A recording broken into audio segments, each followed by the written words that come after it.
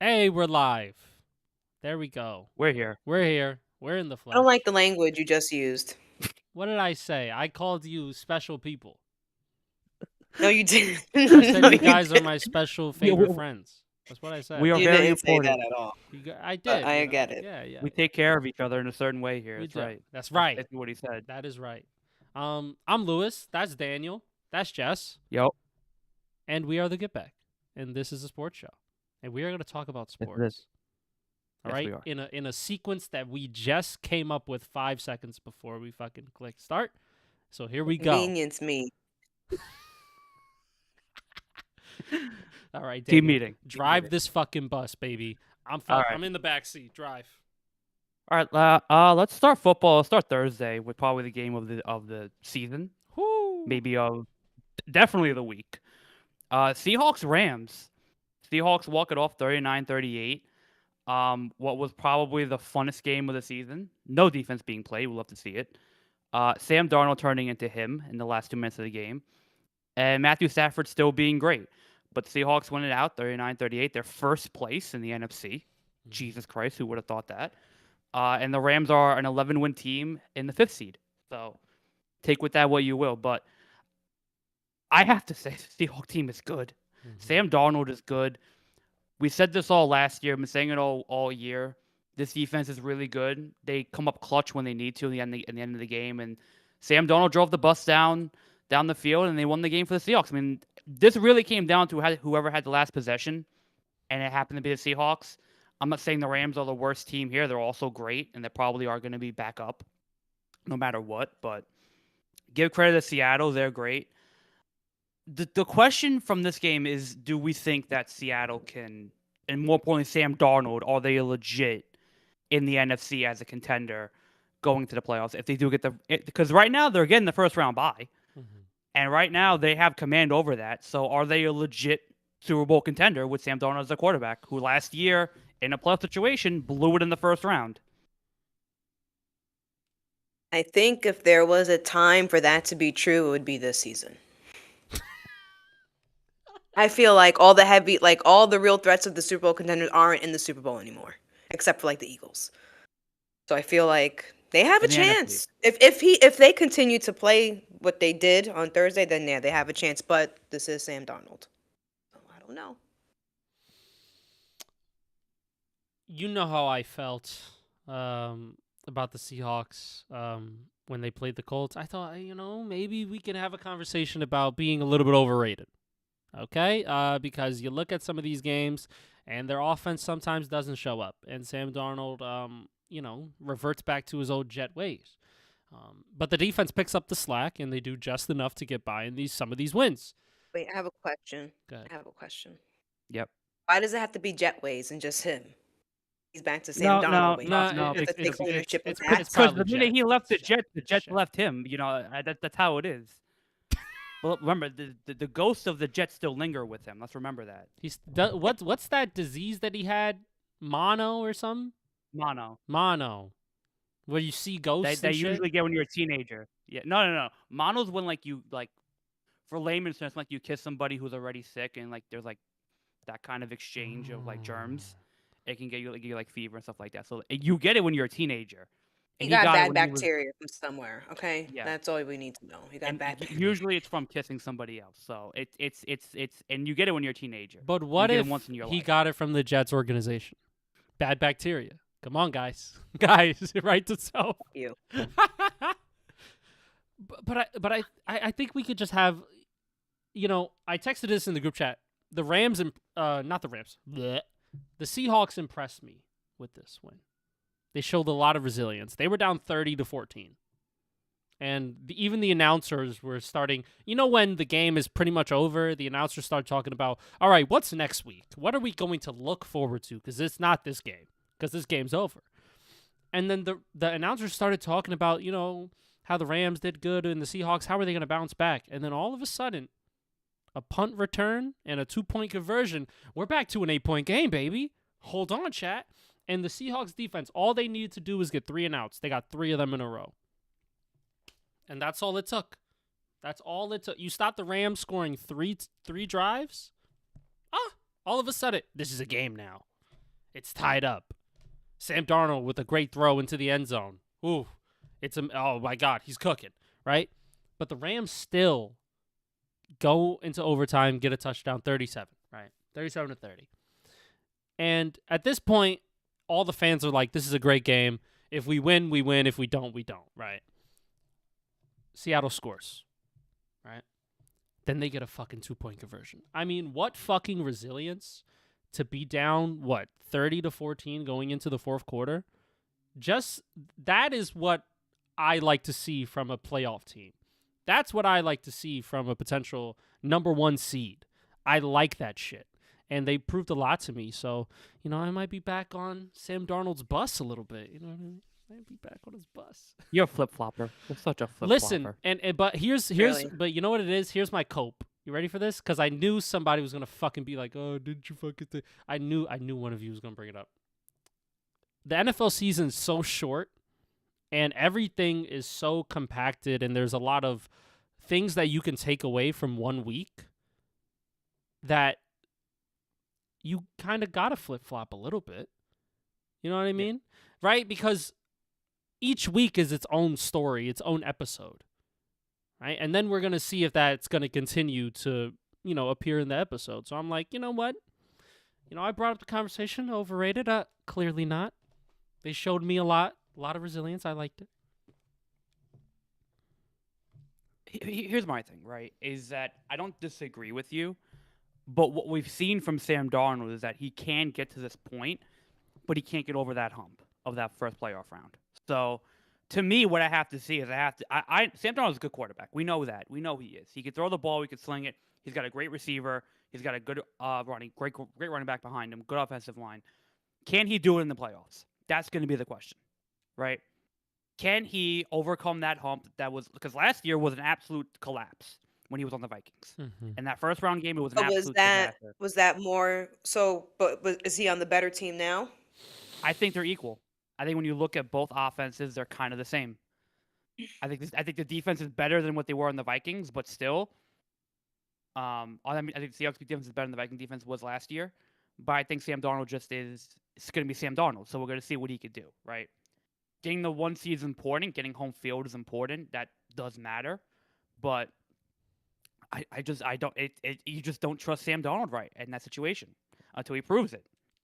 You have to prove to me that you could do it, and I think if you play that game with the Rams 100 times, we may get a 50-50 split. It may be 50-50.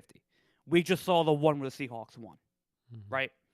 So I think it's that close between these two teams. I think in the NFC, there's other competitive. I think the Bears give the Seahawks a good game. The Packers give the Seahawks a good game.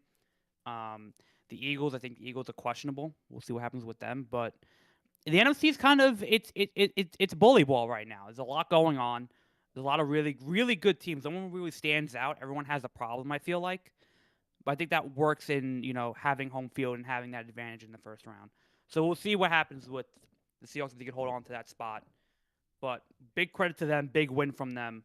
And the Rams will be fine. They're going to be fine. Puka has to behave himself a little bit, though. But, we'll go from there.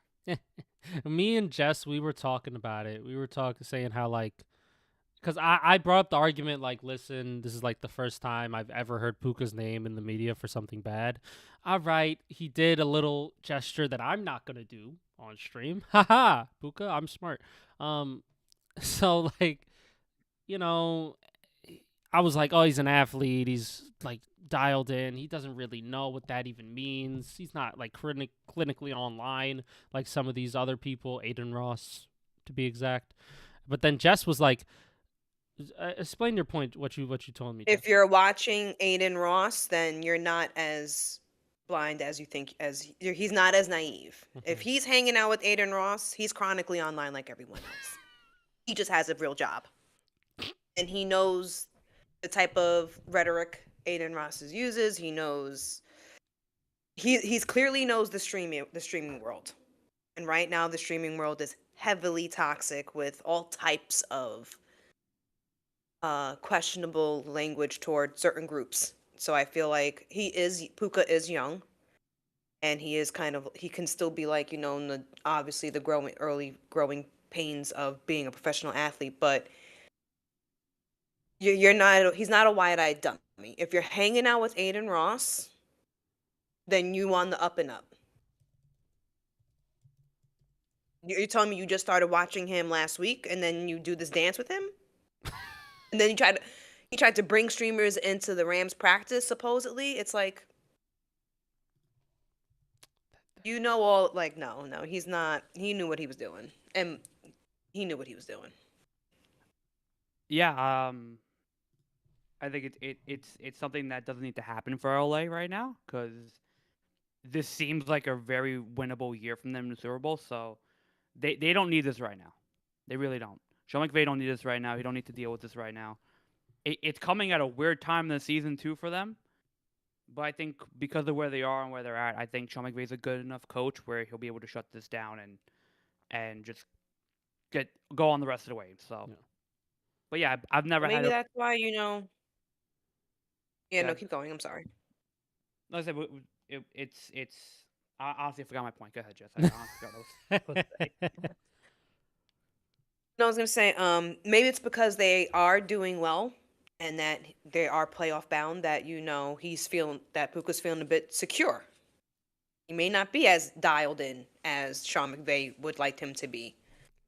But we'll see. He's learning. I mean, he's still.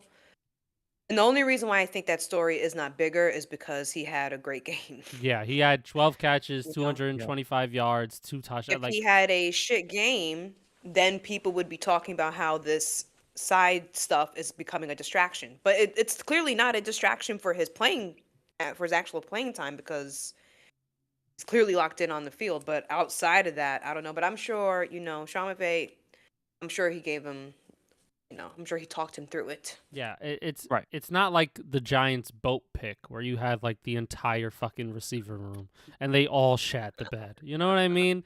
So it's only one guy, and that one guy just proved to you have nothing to worry about. So this will. I love how we keep going back to that boat pick. Every Giant fan loves going back. It's fucking. That true, was the start of bro. the downfall. That was the start of the It downfall. really was when you think about it. All these guys, like, bro, we have a playoff game next week. Like, what the fuck are we doing on a boat in a hot weather place where we got to go to fucking Lambeau Field? What's wrong with y'all? Get acclimated. And then they're taking their shirts off at Lambeau like we didn't just see you with your shirts off in Florida. What's going on here? You know what I mean?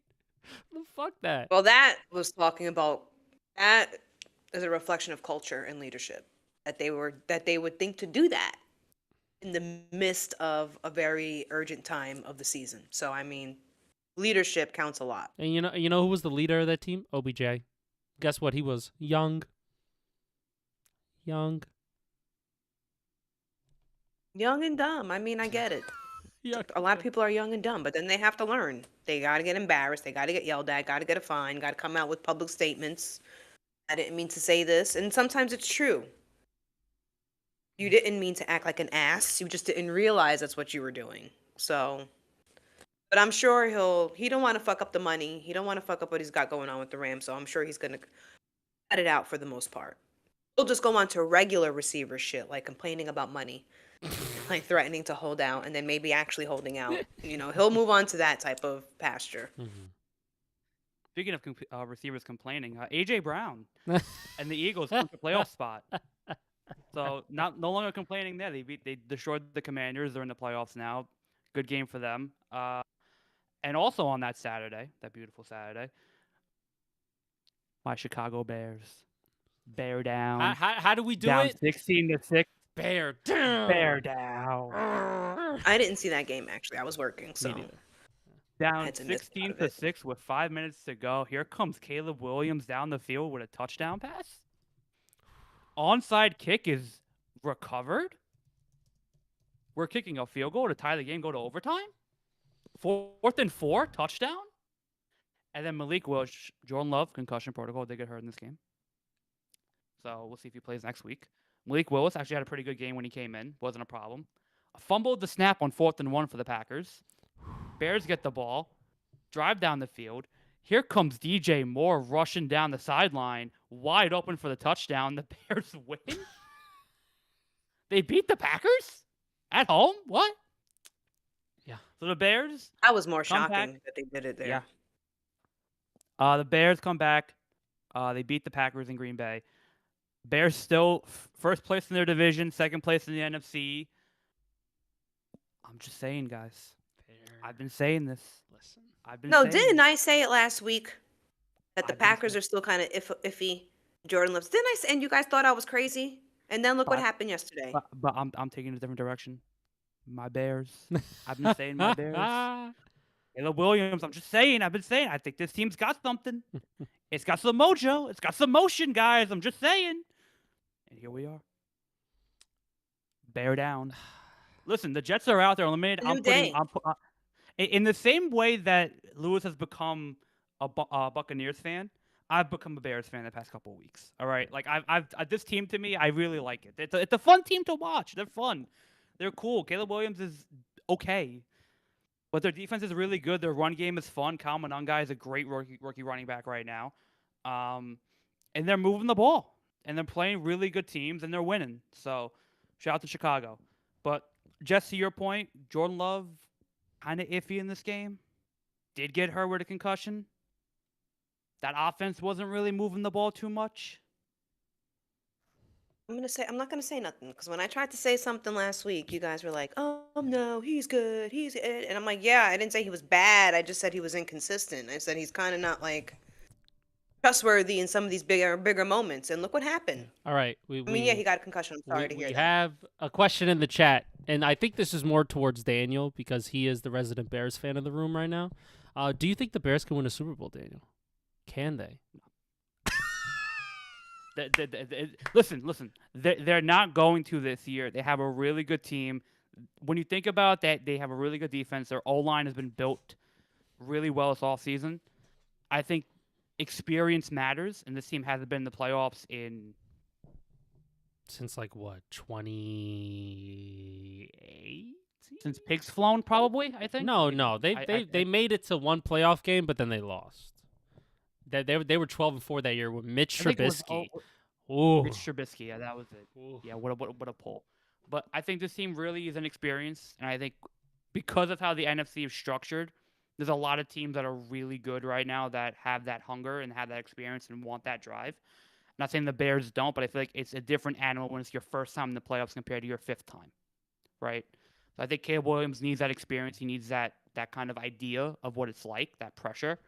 And I normally don't like picking teams when it's your first year in the playoffs, especially quarterbacks like that. So to me, I think they're a great team. They have a lot of good pieces. They're building towards something. Ben Johnson was the right pick, obviously, for the head coach.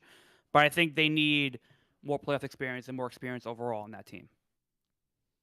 Do you think Caleb Williams' hype coming out of college is paying off? Further explain that. I feel like he had a lot of expectation coming out, and we talked about it on one of the episodes. And I'm thinking about people like Trevor Lawrence, who had so much hype, and he's just now, what is it, 4 years after, like, he's just now, like, looking like he's gonna be just like a mid quarterback, like an okay, great. Damn, think Caleb what Williams fucking is, traffic jam is happening outside your You windows? heard What the fuck is happening? I thought Goodness the A train was gracious. going by. What the I'm like, hell? where are you? That is Manhattan traffic. That is New York City It's traffic. almost Christmas time. those- Everyone's traveling through Manhattan. And it's listen, crazy you got it. because I'm on like the 7th floor. I'm like 7th floor, but like 9 stories up, and that's just how. Yo, someone turned the volume up on their horn, bro. That's what happened. Someone was like, everyone's hearing me Probably a tractor trailer coming down Broadway. tonight. Of course. No. Why are you there? You shouldn't be there. Get out of the way. Like, that's what it's trying to do, bro. Mm-hmm. Son's But double parked I- on a It's I- fucking usually Slim quiet, Street. but I don't know. Yeah.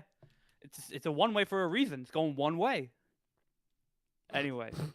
To your I don't mean point to for get Caleb Williams- sidetracked, but yeah, someone was driving down the wrong side of the street the other day. Almost hit me, but that's a story for another day. You can't just casually be saying that, though. It's the first time we're hearing this. Are you okay? Oh, I got over it. Well, no, yeah, I mean, I didn't like literally almost get clipped, but I got out. I saw them coming down, and I'm like, yo, you're on. This is the wrong fucking bro. The cars are going up. Why are you coming down? But It didn't get me, but I saw them coming, and I was like, "Oh no, you! I don't You know ain't supposed to where be this is a here. grid. You How gotta the go that fuck did you?" way. Son, it's I don't know. And where are the city traffic cop? Where are the traffic cops at? son, Nowhere. it's So it's I don't it's know how much further. it's so funny because I don't know how Jess is much Jess further is this talking went. about this car like it's the flu. It didn't get me though. Didn't get Didn't it. get me. Didn't It get was it coming though. at me. I But didn't get I it though. dodged it. I dodged it. I weaved out of the way of it. It nicked me. You know what I mean? It nicked me. You know what I mean? But I got out the way. But I lived. I'm able to live, obviously, to tell a story. But to get back to what we were saying, I feel like Caleb may be showing promise that he's the hype. He's gonna have success probably early, not a Super Bowl, but he's gonna have some type of success at a young start. I think we go back to last year too. I think we kind of saw that. Just he could not survive that with that offensive line. It was bad last year. It was with so offensive line. bad. It was so bad. And we go back to like that. I go back to that Monday night game. I forget who they were playing, but he was balling in that Monday night game. He just got sacked like 6 times. He still stood in the pocket. He still delivered passes to receivers. He still was a gamer. And I think a lot of the rhetoric was like, "Oh, he's too soft for the NFL," or like he's been pampered by USC and he paints his nails, so he can't be that tough of a guy. But when you endure Chicago media and you endure that offensive line that he had for a whole year, and you come back and you're still playing pretty good, I think that's a sign of what he could be and what he is. Right? He's a really good quarterback. He can deliver a good pass. He maybe doesn't have that it factor that a lot of quarterbacks have, but he still is solid and like you trust him, right? You trust him in situations. You trust him to get the job done. Maybe not go out and get 4 touchdown passes and be Josh Allen, but he's a solid. He's a solid C.J. Stroud, is what I would call him, right? He's a solid, Bo Nix. He's a solid Jordan Love. He's that type of quarterback right now. Could he be better? Is the ceiling higher? Absolutely. But I don't think it's been like you can't say he's been like a bottom half quarterback. Like he's been way above that his whole career so far. So and like it's what like people pin expectations on quarterbacks into what they should be and what they are, right? So what you think Caleb Williams should be is different from what he is, and that's fine. Right? You could say he's the next Joe Montana, but he's probably not. If you're saying he's the next, who's like the next Ben Roethlisberger, sure, I think he'll take that. I think Bear fans will take that, and that's not a bad comp. 1 Super Bowl winning quarterback brings his team wins. That's a great quarterback to me. Mm-hmm. Yeah, and he's also showing. I think like a lot of resilience in this games because even though they aren't playing that good or he may not be playing that good, the team's still coming out with wins. So he is still driving the bus, but sometimes the driver doesn't get a tip. You know what I mean? Like sometimes, you don't tip your driver. But then other times you're like, damn, he fucking drove really good. 4 touchdown passes, fucking 300 yards. He looked damn good. All right, here you go. Here's a 20. You know what I mean? That's kind of what I'm equating it to. Like, and obviously he can be more consistent, and he knows that. So it's also the first year under Ben Johnson and Ben Johnson's offense. So I think we got to give him a touch of grace here, right? And this team is like almost like brand new in a sense, right? Culture-wise and also player-wise, right? They revamped their entire offensive line. The only thing that's pretty much the same is the defense. But the defense has its own culture. The defense has its own identity, and you're seeing that in these wins. They're able to shut teams down and make it super easy for the offense to score points and get the ball back. So, this Bears team is what it is, a team, right? Sometimes the offense struggles, but the defense picks you up and makes you look good. Boom, you win the game. Sometimes the running game takes over, and you don't really got to do much, right? Or sometimes you got to ball out and throw 4 touchdown passes and look real damn good. It's a team. Yeah, I really like them. I've put all my eggs in that basket. I really think Yeah, they're you a solid have. team all around. Yeah. I have. I've been preaching it for a long time. Look, hey, y'all looked at me crazy when I said this team can win a division. Y'all looked at me crazy. I'm just saying. We did. I'm just saying. All right, so, but I think before we go from this game, Green Bay as well. Hopefully Jordan Love's okay, but if he's not, what are we doing here now? Because now you open the door for the Lions to come back into the division, into the playoffs, right? Because the Lions right now now they're tied with Pittsburgh right now, the 10-10. They'll be a game behind the Packers. Let's play our favorite game on the show. Who does Green Bay play next week? Yes, I love this game so much.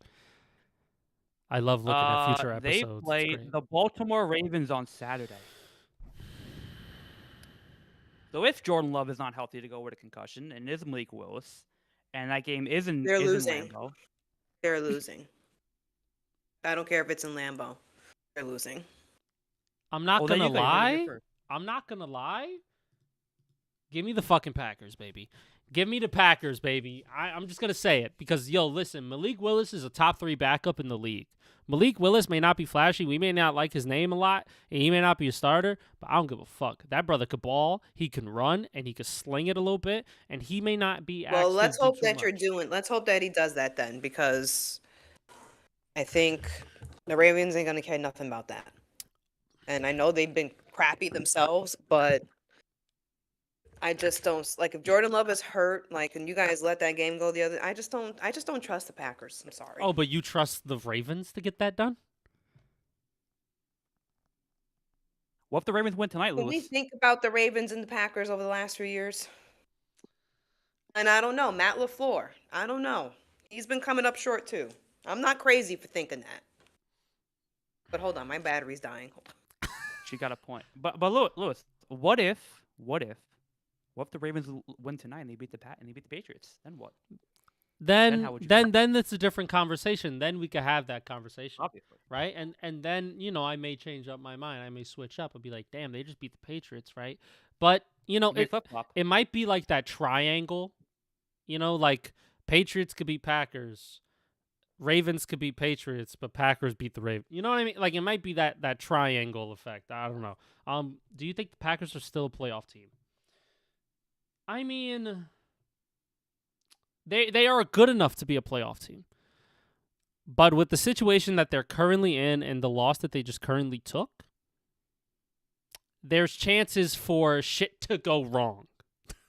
Listen. This is all going to be warranted on whatever Detroit does with Pittsburgh. Detroit now has to beat Pittsburgh. Mm-hmm. Has to. Like this has become a must-win game for them.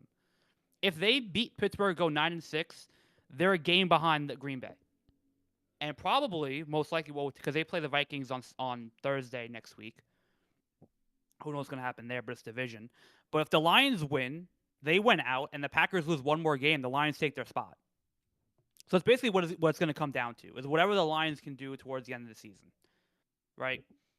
And right now, they're 10-10 with Pittsburgh, and God knows Pittsburgh ain't scoring a lot right now. So let's see what Detroit can do. This whole conversation is warranted on whether Detroit wins this game or not. Mm-hmm. So we'll see what happens there. But in terms of I agree they are they should be a playoff team, but their situation and a couple of their losses, like you go back to that loss against the Browns, why are you losing to the Browns? Mm-hmm. That also killed them, right? Every team can look at like their entire schedule, find a game, be like, damn, why did we lose that game? Yep. So it's gonna come down. It's gonna come down to that for a lot of teams. So the Packers are just gonna be one of them. Yeah. But okay, so let's pivot to a different conversation then. If they don't make the playoffs, but they finish the year 10-6-1, will you consider that a good year per se, or like okay, no, we didn't make the playoffs, but we got 10 wins, and we know what, Jordan Love looked okay again. He looked kind of mid again. This team looked mid again, but we got 10 wins. Is so that is that good? That we're mid again. You know what? You know what I'll say? Okay, that does not sound good.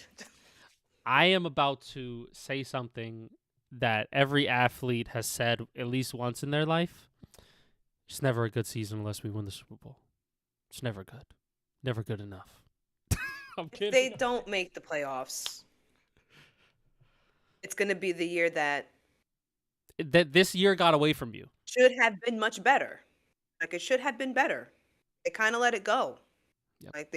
Like they had too many mistakes, a little bit too much to be in the position that the Lions may push you out. And he traded for Micah Parsons too.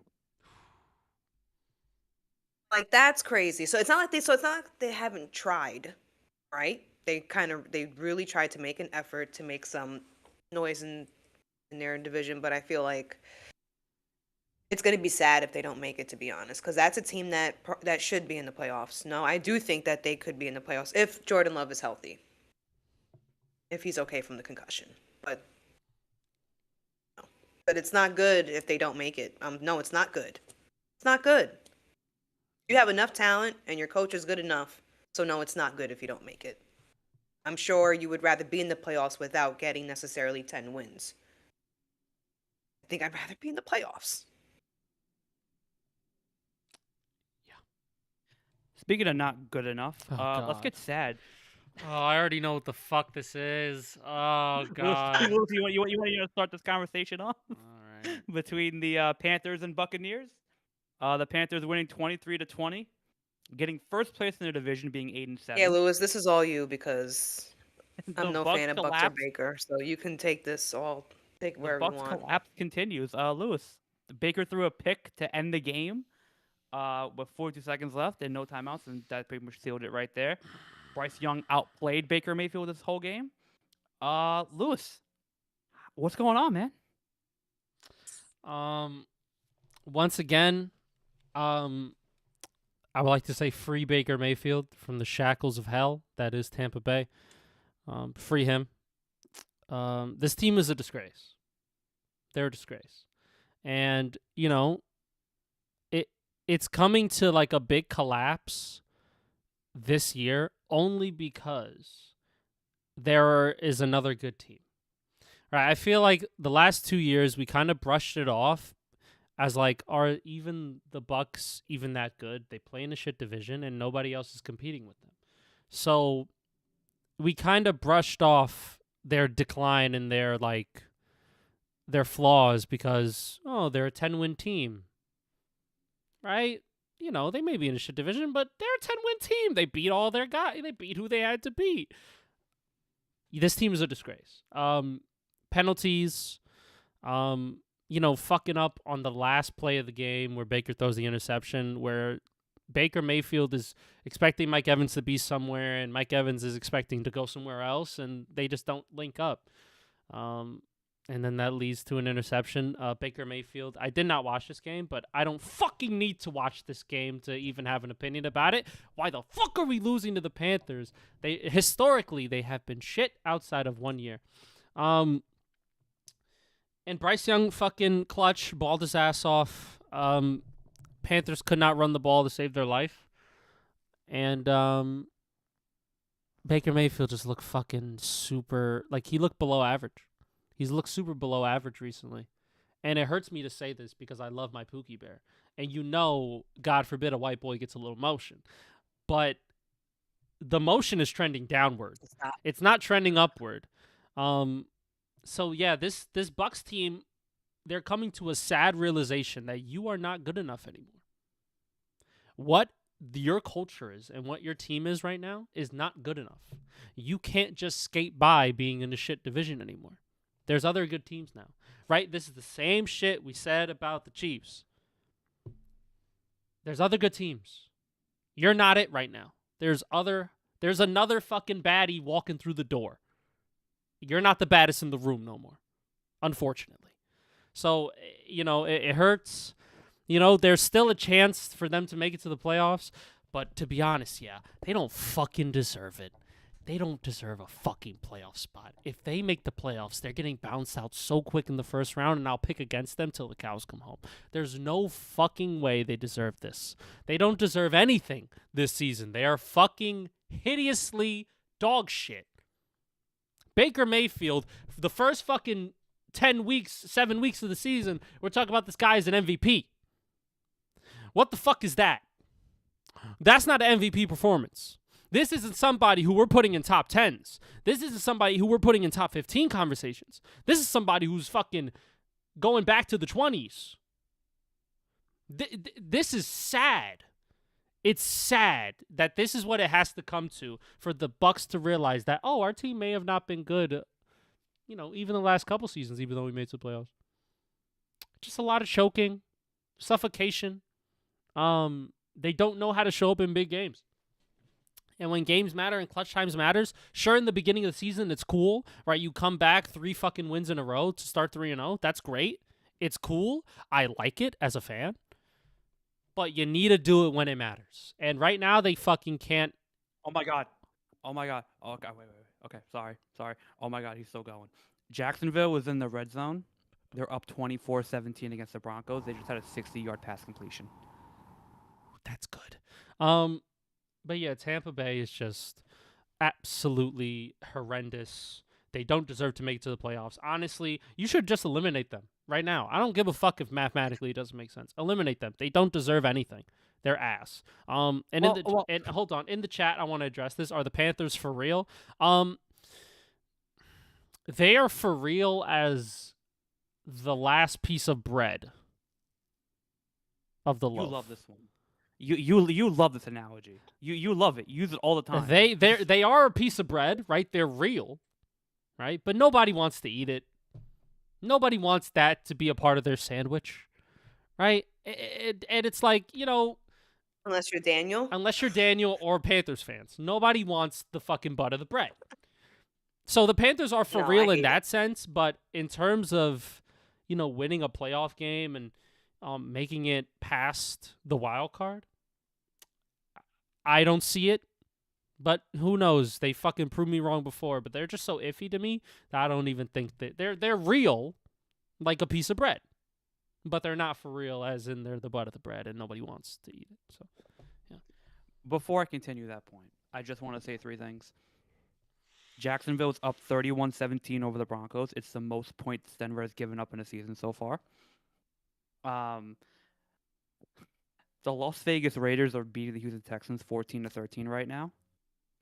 And the Pittsburgh just got a safety on Detroit. It's 12-10. All 3 just happened while you were on that rant. And I'm sitting here just sitting on that information while you're on your Baker Mayfield rant. Thank you. Thank you for giving me that space to vent and open up without any interruption because I need it because he's my Pookie Bear and we've been going through couples therapy recently. Stop calling him Pookie Bear. Stop. Why? You see, and this is why. You know what it is? You never had a parasocial relationship before? No, and this is why men don't open up. I have parasocial relationships all the time, but I don't call them Pookie Bear. And this is why men don't open up. All right? Because of shit like this. Okay, no, I'm sorry. No, you're right. You have listen. I want to acknowledge. God forbid we want to root for another man. God forbid we want to root for another man's success on this show. God forbid. No. I root for men all the time. No. I validate your fandom. You can call him Pookie Bear. I'm sorry. You're right because the reason why I was like stop calling him Pookie Bear because I was like you don't call men Pookie Bear. Other men don't call other men Pookie. But that's old way of thinking. That's patriarch heterosexual. That's old ways. I want to be aggressive. Yeah, thank you, Puka Nakua. Thank you. We needed that. Thank you, Puka. We needed that. Yeah. You apologized for the statement you made, and we appreciate that. Are you gonna go for 225 yards now, or what? Maybe. Oh. But to build off your point, look, I think the Bucks are very much still in their race. They have 2 weeks left. They play the Dolphins next week. That's a winnable game, and then you play the Panthers again, right? They're getting healthier because injuries have been ravaging them all year. Offensive line, wide receiver, running back. They've been hurt all year.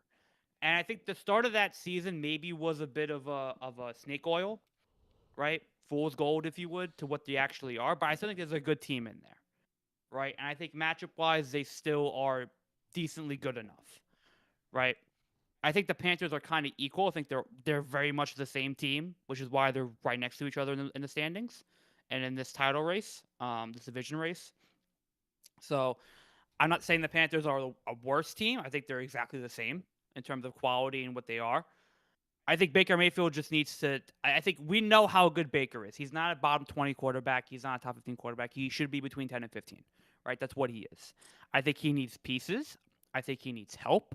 I think he needs a coach that can help him, right? If that is not it for the Bucks, then the Bucks have to make some decisions here, right? So, look, they drafted a receiver. They have one of the greatest wide receivers of all time, Mike Evans, right? Chris Godwin, whatever.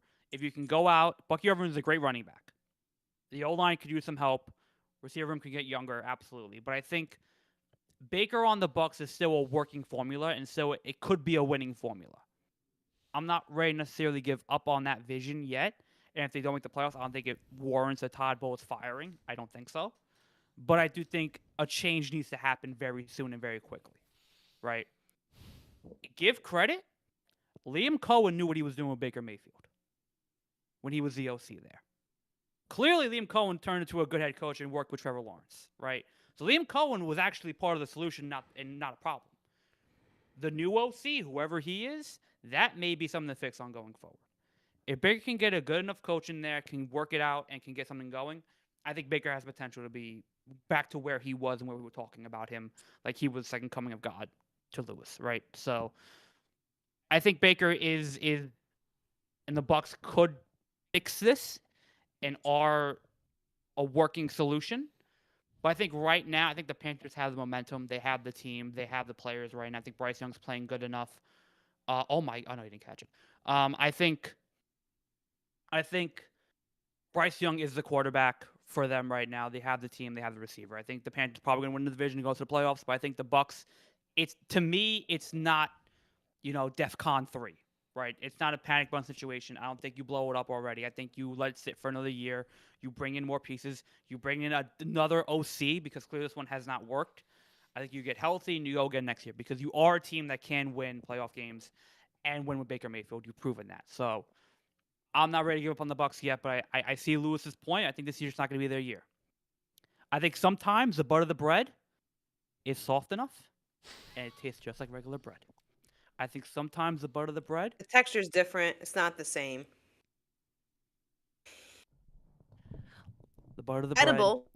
Yeah, bread. The butter of the bread is edible. But hey, you know what Tampa Bay was for all these years in the NFC South?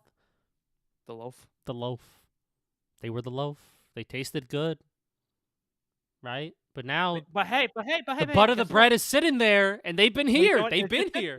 They've been there. They've been grinding. They've been fucking getting better. Listen. Sometimes when you're hungry and you ran out of loaf, you gotta eat the butt. And guess what? The butter of the bread comes in clutch. Just like the Panthers coming in clutch. Sometimes it comes in clutch. I was the only one who got that joke. I did get the joke. No. Sometimes you gotta fucking eat the butt of the bread, and sometimes because it comes in clutch, you just want something to fucking munch on real quick. Gotta eat the butt of the bread. Gotta eat the butt. Sometimes the butt tastes good. Eat the butt.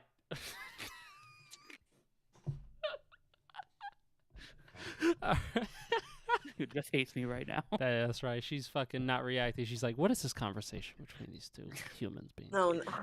What's happening?" I went down. I was scrolling through X. I'm sorry. I'm looking at all the highlights. Sorry. Keep going. Where are you looking at? What's his face called? Your favorite coach?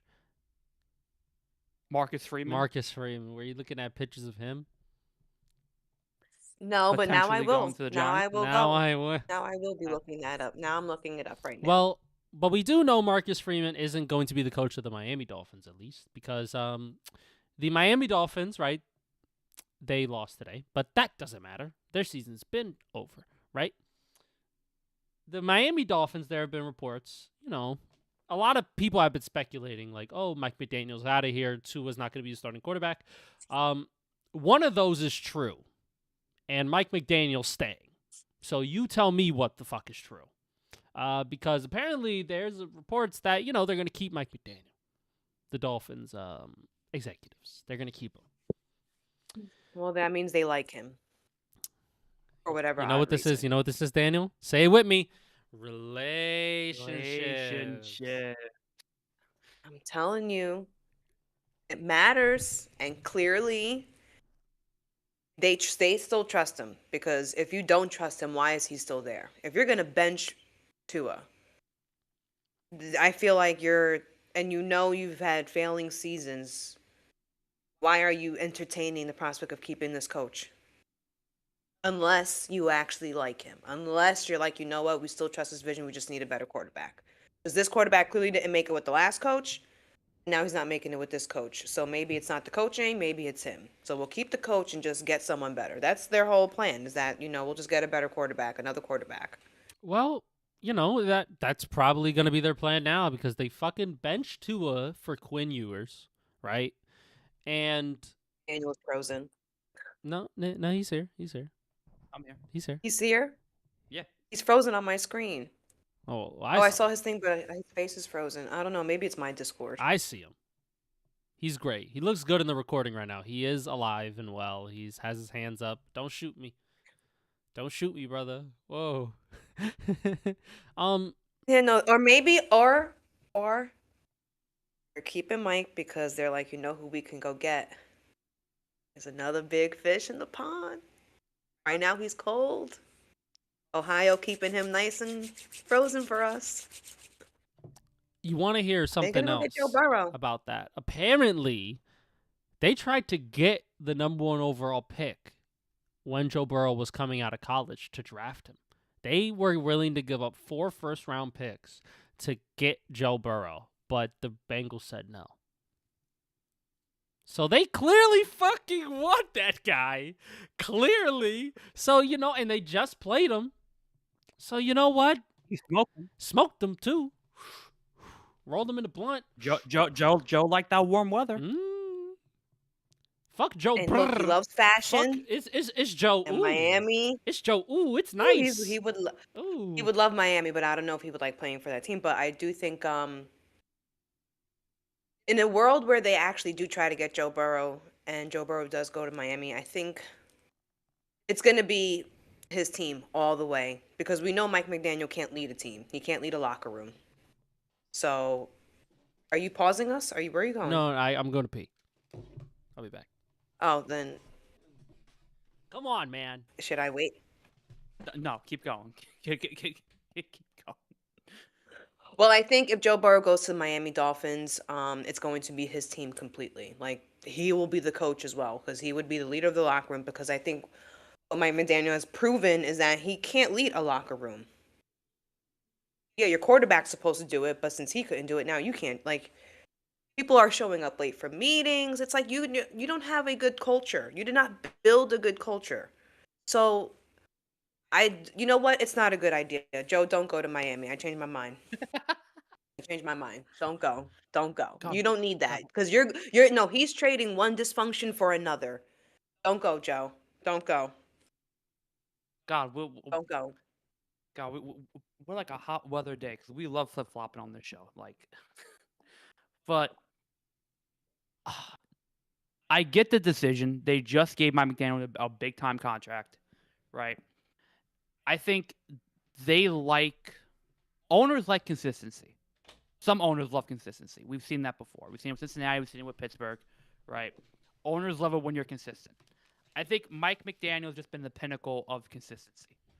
8-9, 9-8. That's what we are. That's what we're always going to be. And you know what?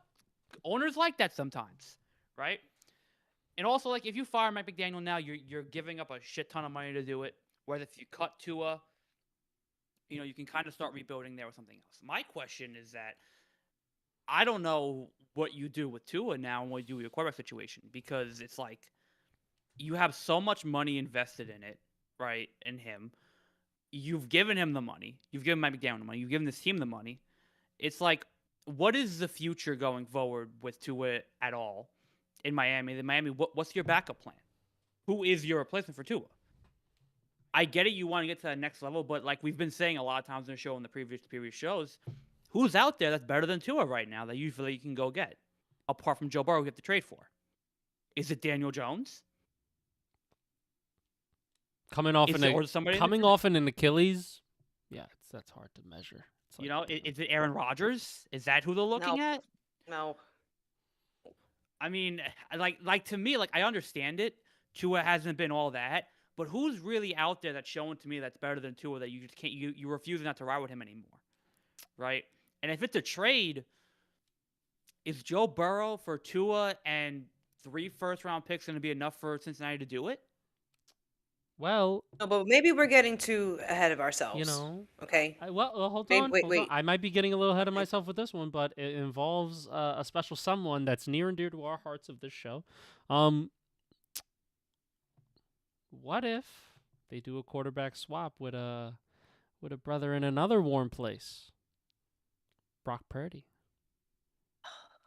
Ooh, ooh. Wait.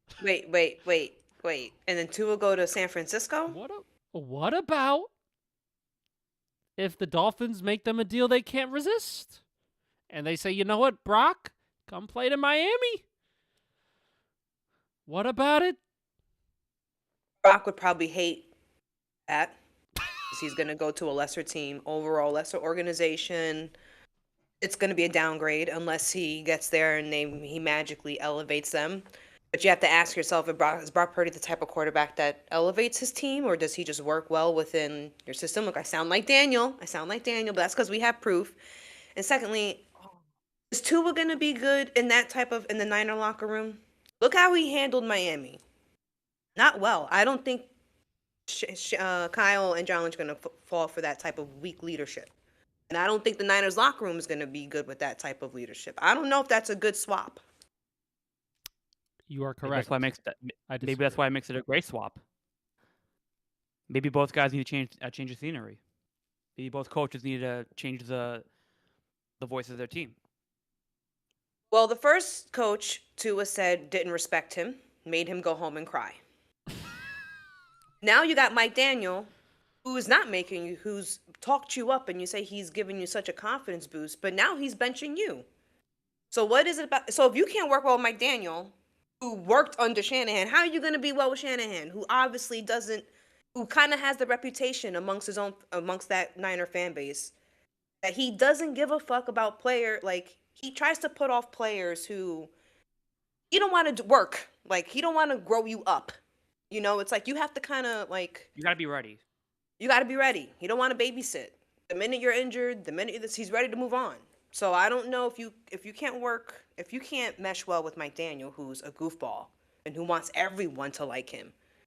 And it's like, are you gonna do better at a more professional organization that may be expecting more of you to be like more mature in some situations, like where you're not gonna throw the team under the bus? Brock Purdy has never done that in the press conferences. When he's played bad, when the team's played bad, he never said. He doesn't talk like that. Joe Burrow doesn't talk like that until recently. He's let out his frustrations. Guys, But I just don't know, because now you have to question. Then, bro, now you're getting benched. So who is the problem? I think I have another destination. You ready for this? What about they trade within the same state?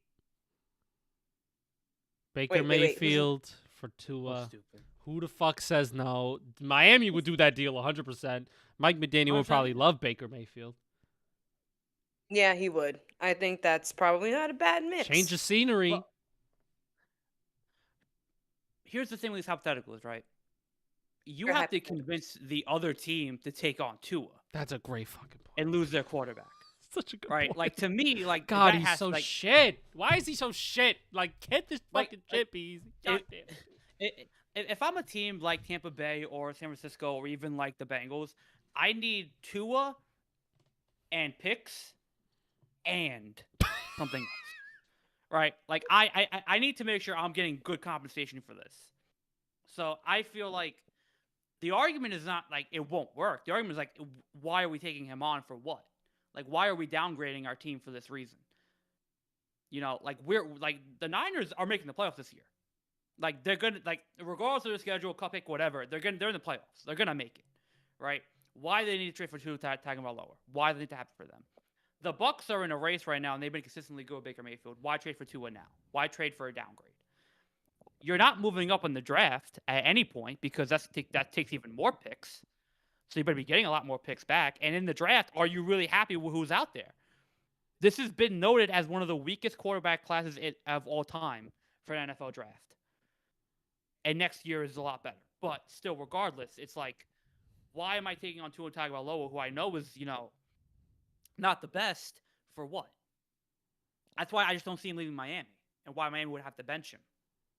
Well, that's what I'm saying. So maybe, like I was saying before, maybe we're getting too far ahead of ourselves. Maybe they're not going to trade him, but they felt the need to bench him for the season. They're gonna cut him. Maybe I don't think they cut him. I don't. Well, I don't know if they're gonna cut him. you got to get something back for him, like especially with his contract. You gotta Who get says they're something going back. to do any? But look, but what I'm saying is maybe they're not going to cut or trade him. Maybe the coach is like, you're just going the rest of the season. We're not going anywhere. You're just going to get benched. But they're You know they're- what? We'll work it out over the Lewis, off Lewis. season.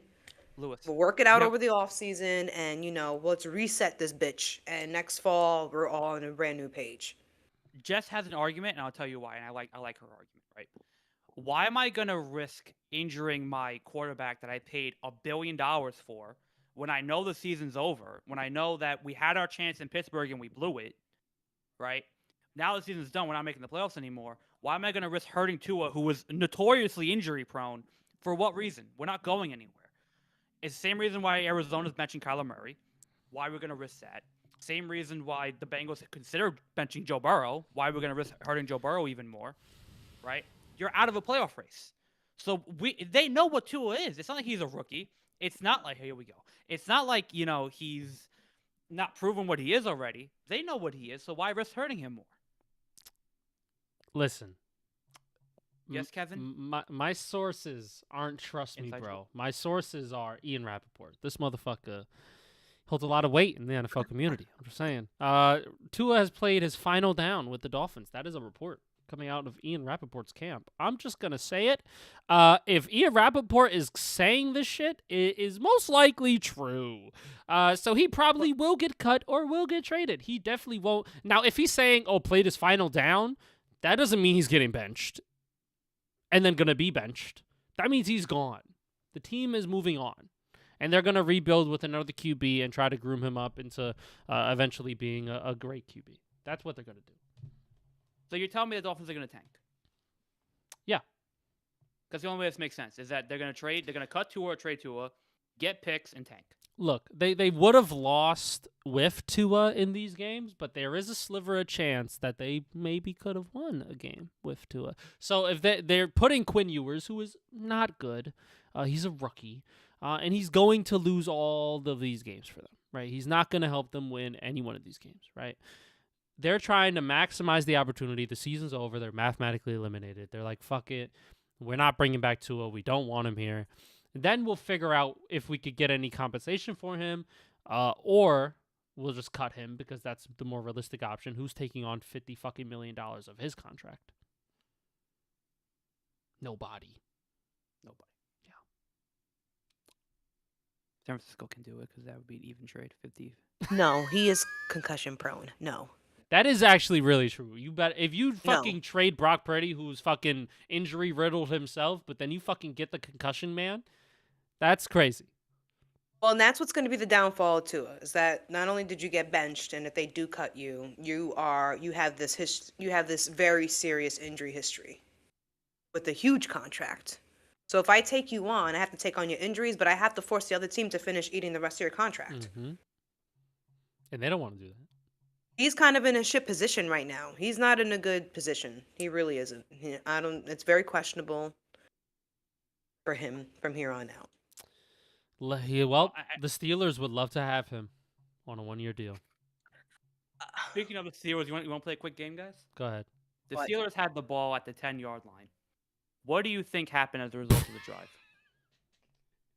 I'm not watching, so I don't know. Go ahead. It happened already? Give me some Happened options. already. Give me A, B, and C. What do we think? All right, A, DK Metcalf touchdown. Mm-hmm. B, Aaron Rodgers threw an interception. Or C, we kicked the field goal. B. You kicked the field goal? We kicked the field goal. Did they get it?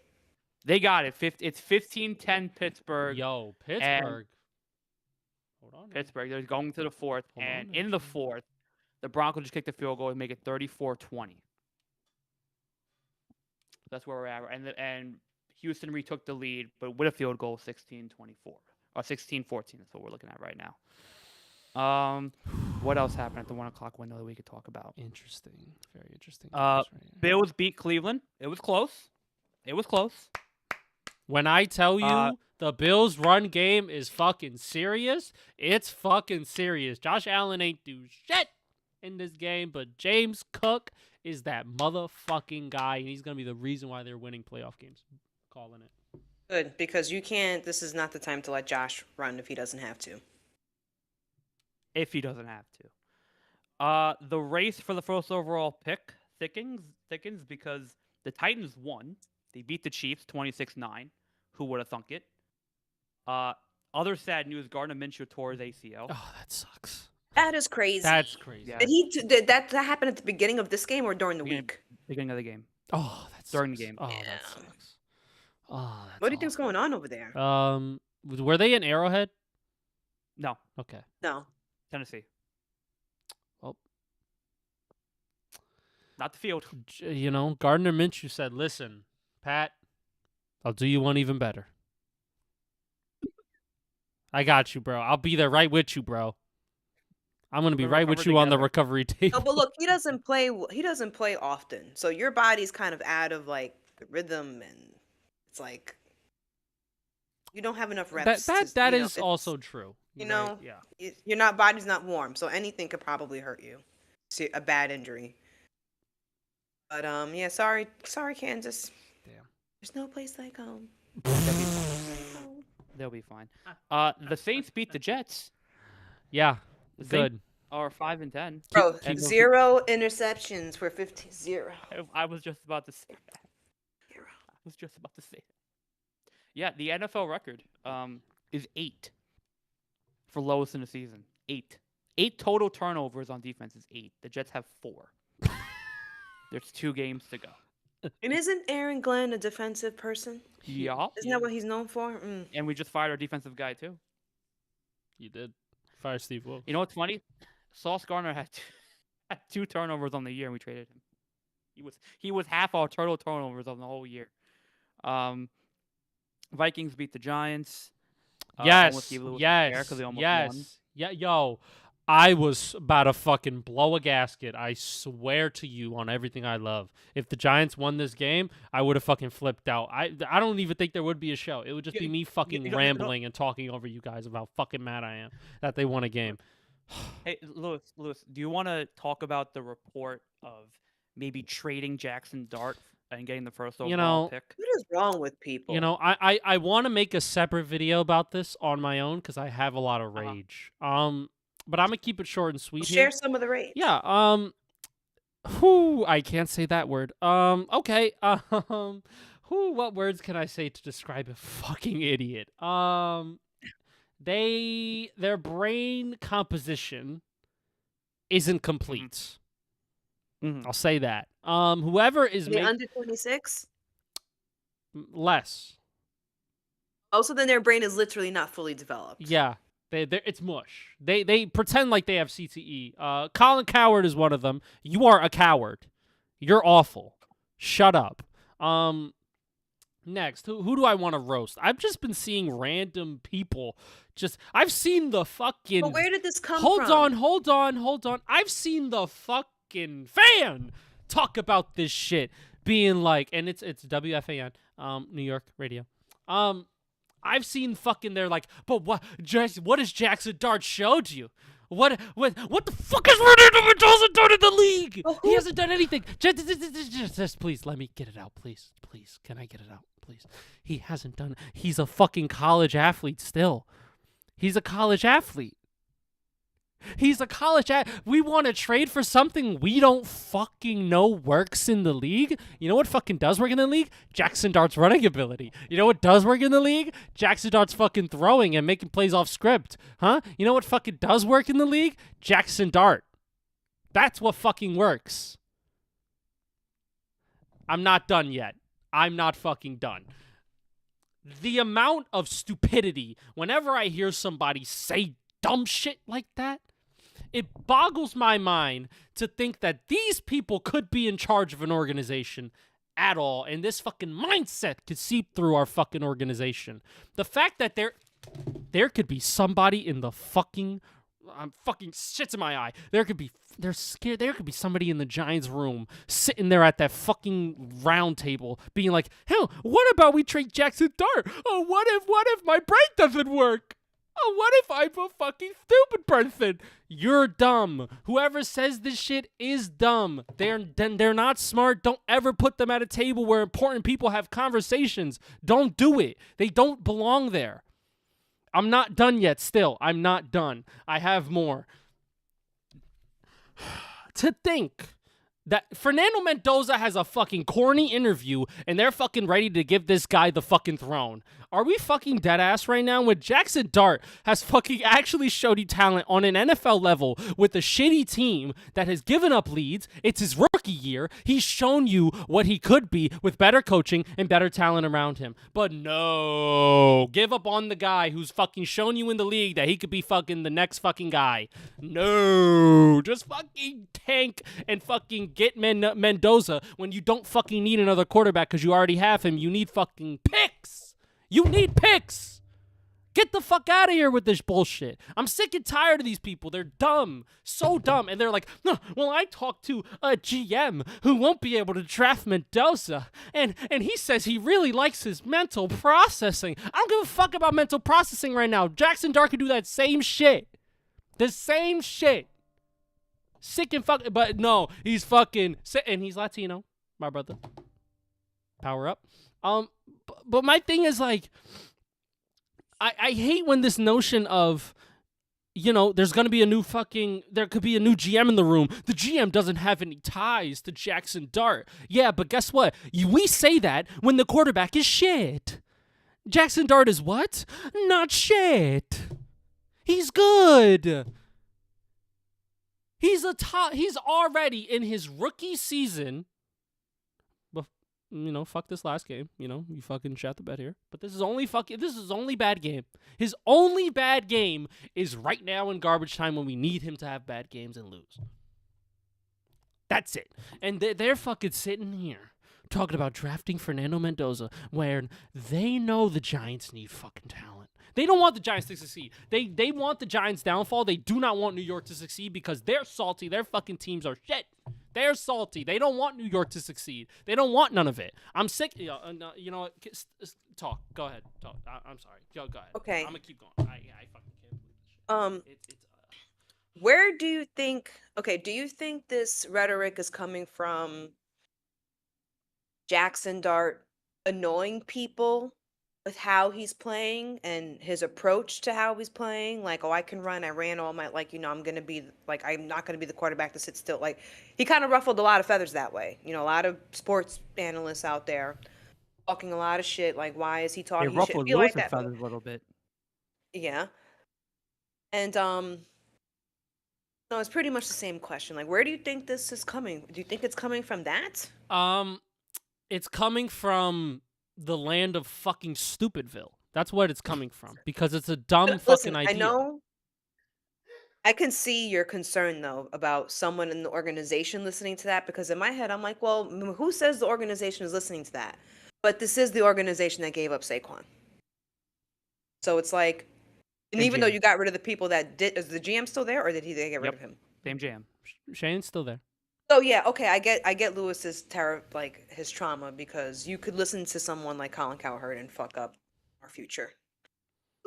Because it seems like, you know, the Giants were kind of like finally like making that turn from that bad trade, you know, slowly but surely, like, okay, we're gonna move on from this, and now it's like, no, we're just gonna make another dumb decision and replace the one we had him for 1 year to go get someone else who has this guy vocally said he's ready to come to the NFL.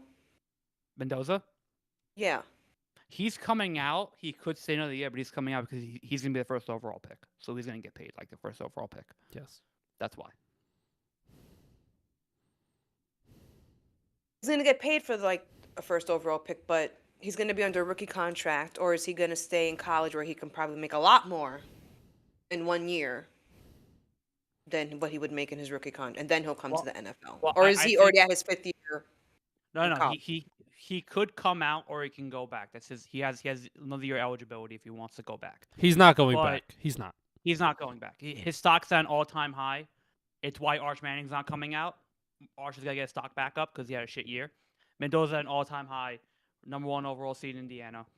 He's coming out. Like, he's going the top 3 picks regardless, whether it's the Giants picking him or not, right? Like, and that's the other side of the argument that I've also seen, is that the Giants don't want to waste the first overall pick on a non-quarterback, right?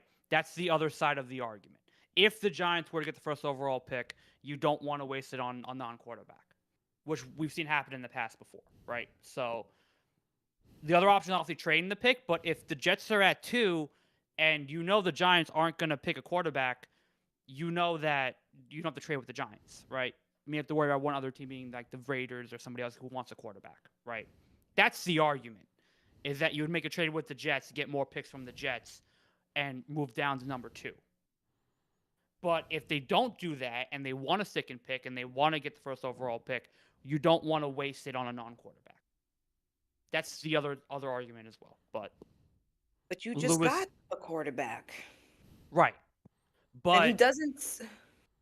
But it's like, do you feel, and again, you trade up to get Jackson Dart, do you feel that Mendoza will have more, favorite word here, guys, ready for me, potential than Jackson Dart? Lewis, when we were talking the other day, what did I tell you about Mendoza? Who did I say? Remember what I told you? About who he reminded me of? You don't remember what I said? I was like, well, for some reason, because he was telling me the story, I was like, for some reason, when I look at Mendoza, I just don't. He doesn't carry that NFL it factor. Like, he doesn't, like, I feel like, some people peak in college. We've seen that happen more than often. And I was telling Lewis, I was like, but I don't know where I got that from. Like, I don't know why, but I just feel that. And then while I'm talking to him, it dawns on me, I'm like, oh, because he reminds me of Matt Lionheart.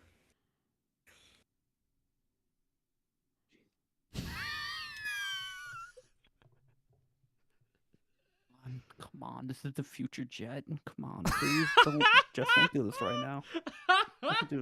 I'm not saying this is how he will turn out, but what I am saying is you can get that type of result. And I don't know if the Giants should give up Jackson Dart. It's like for something unproven when Jackson Dart has surprised people.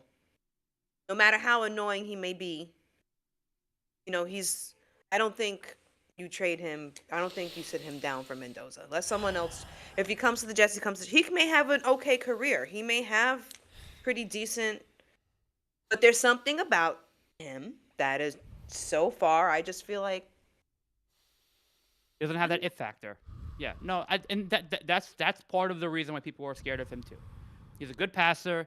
He hasn't really been roughened up. He hasn't really played that great competition so far. He beat Ohio State. That's a big win, absolutely. Didn't play great in that game, but still won that game. The playoffs are going to be a big factor of how we feel about him. Because I'm still iffy on him. I think he's the best quarterback in the draft. I do think that. But he's not the best quarterback I've seen coming out of college. So we'll see. But the playoffs are going to be important. You know what? I wonder if the Titans were in the first overall pick, would they be telling them, "Hey, would you trade Cam Ward to get Mendoza? Trade Cam Ward." You know what that also would be? A word that Chris Broussard has used on the air before. That's what that would be. It would be really, really stupid. Is the person challenged? Yes, and it blows my mind that we have people in New York media who are Giants fans sitting here with a mic in front of their mouth saying, "What has Jackson Dart shown me?" You know what he's shown you? One more year in the league than Mendoza. You want to know what sucks, Lewis? You want to know what sucks? Well, yeah. Your argument came at the worst possible time because he had the worst game possible. Jackson Dart was 7-13 for 33 passing yards. Yep. So this comes at the worst possible. But you know what? He's a rookie with upside. His mobility in the pocket, I'll take any day over Mendoza, respectfully. And mind you, no good head coach. Yes. And Listen, basically no offensive coordinator. I will take Jackson Dart's athleticism over Mendoza. I'll take him working off script of plays. I'll take his pocket mobility is way better than Mendoza. His arm is probably just as live as Mendoza too. And his general athleticism is just better than Mendoza. So And you know what too? You know what too, real quick? Go ahead. I think he does have that it factor in the NFL. Who, Jackson Dart? Yeah. Yeah, he does. Clearly. Yeah, way more than Mendoza. Clearly. Way more. Way more. You're evil Knievel. That was a John Gruden quote that he said to Jackson Dart. You're evil Knievel, man. Should the Jets draft Mendoza if they get the number 1 overall pick? Yeah, they should. He's the best quarterback of the draft. We'll see how he does in the playoff game. If Dante Moore somehow starts playing way better than him, then I think it's Dante Moore, and Dante Moore is not going back to school if he knows he's going to be the number 1 overall pick. So I think it comes down to the playoffs because both of them are in the playoffs, and Dante Moore played well in his first playoff game. So He played well. He fucking destroyed JMU. now it is James Madison. It is James Madison, right? But he looked good. Looked fucking sharp. Could have been Notre Dame. Could have been Notre Dame. Could have been. We could have that conversation about fucking these. What are these G5 playoff teams? These are the top. They're conference champions. Yeah. So it's the top 5 conference. So they were a conference champion. That's why. So we can have a conversation about that. But yeah, I'm gonna make a video about the Jackson Dart debacle because it's not even like they're bringing up statistics to prove why they want Mendoza. They're just like, Mendoza looks good. But what about Dart? Are we blind? Do we not have a right prescription on? I'm not understanding where this is. I don't know where this is coming from and why it's coming to Jackson Dart when he's been playing nothing but fucking stellar ball. You know, it's giving the Drake May year of the Patriots last year. Remember, guys? Remember when the Patriots were 3-14 and dog shit? But guess who played well? Rookie season, Drake May. Now it didn't result in wins, but you know what it fucking showed? A lot of fucking promise, a lot of potential. We get the fucking right coach in here. We get some fucking offensive weapons and a good offensive line in here. This kid could be something special. And look at him, a fucking MVP candidate. This is why you don't give up on fucking people too fucking soon. Dummies at the fan. Dummies, Colin Cowherd. I'm sure I saw the fucking... I'm going to look up how many people are saying this stupidity, and I'm going to flame all of them. All of them. This might be a fucking 40-minute video. I don't know what's gonna happen when I record it. I don't know. But shit's going down, and please watch it, please. Anyway, Mendoza's gonna be a Jet. Anyway, all right. That's all I have for the NFL slate until nothing's changed in terms of the games. Jacksonville's still winning, 34-20. That's crazy. With 5 minutes to go. God bless him. Duval. Houston's still winning. Duval. 16-14. Houston's still winning. And Steelers are still beating the Lions 15-10. Let's real quick preview Christmas Day games. Because honestly, they ain't that great. I've been loving the memes that have been going around shitting on the NFL for trying to hijack all the holidays. And now this Christmas holiday, their games are absolute crap. Yeah. Let me run through this. Let me talk about crap because I just talked about it for fucking 15 minutes about these fucking Jackson Dart takes. So I think I know a little bit about crap right now. All right? And my team is also crap. Dallas versus Washington. Dallas out of the playoff rates. The Commanders are hot boo-boo garbage. Maybe they thought that the Commanders would still have Jaden Daniels and the Cowboys would be somewhat competitive. So this would have been a way better Christmas game if they were actually in the division. But they're both not, so it's awful. Next, 4:30 slate. Detroit versus Minnesota. Huge playoff implications only for one team. Minnesota is 7-8, but they are a little bit dog water. So that game isn't the worst. It's probably the best game. It's one trash bag compared to like 10. You know what I mean? It's not trash, but By the way, Pittsburgh got a touchdown, 22-10. Oh my gosh. Maybe this doesn't have playoff incompletions after all. Who fucking maybe this game is like 10 trash bags actually. So there we go. Denver versus Kansas City. It's gonna be a wash. Denver has to win. They will because win. If they don't, and Buffalo does, Buffalo gets the first overall seed. They're gonna win. You're playing the Chiefs without anybody. You're gonna win. Respectfully, it's like week 18 of last season. You're gonna win. I feel like the NFL should stick to the formula. Dominate Thanksgiving. You got Black Friday now. But I think for Christmas, because it's on a Thursday, we only needed one game. You want what's bullshit? You know who had Black Friday before the NFL? The NHL. Look, you NHL can't always had blame the Black Friday. NFL for the NHL's bad business decisions. No. They had NBC 1 o'clock through 7 o'clock.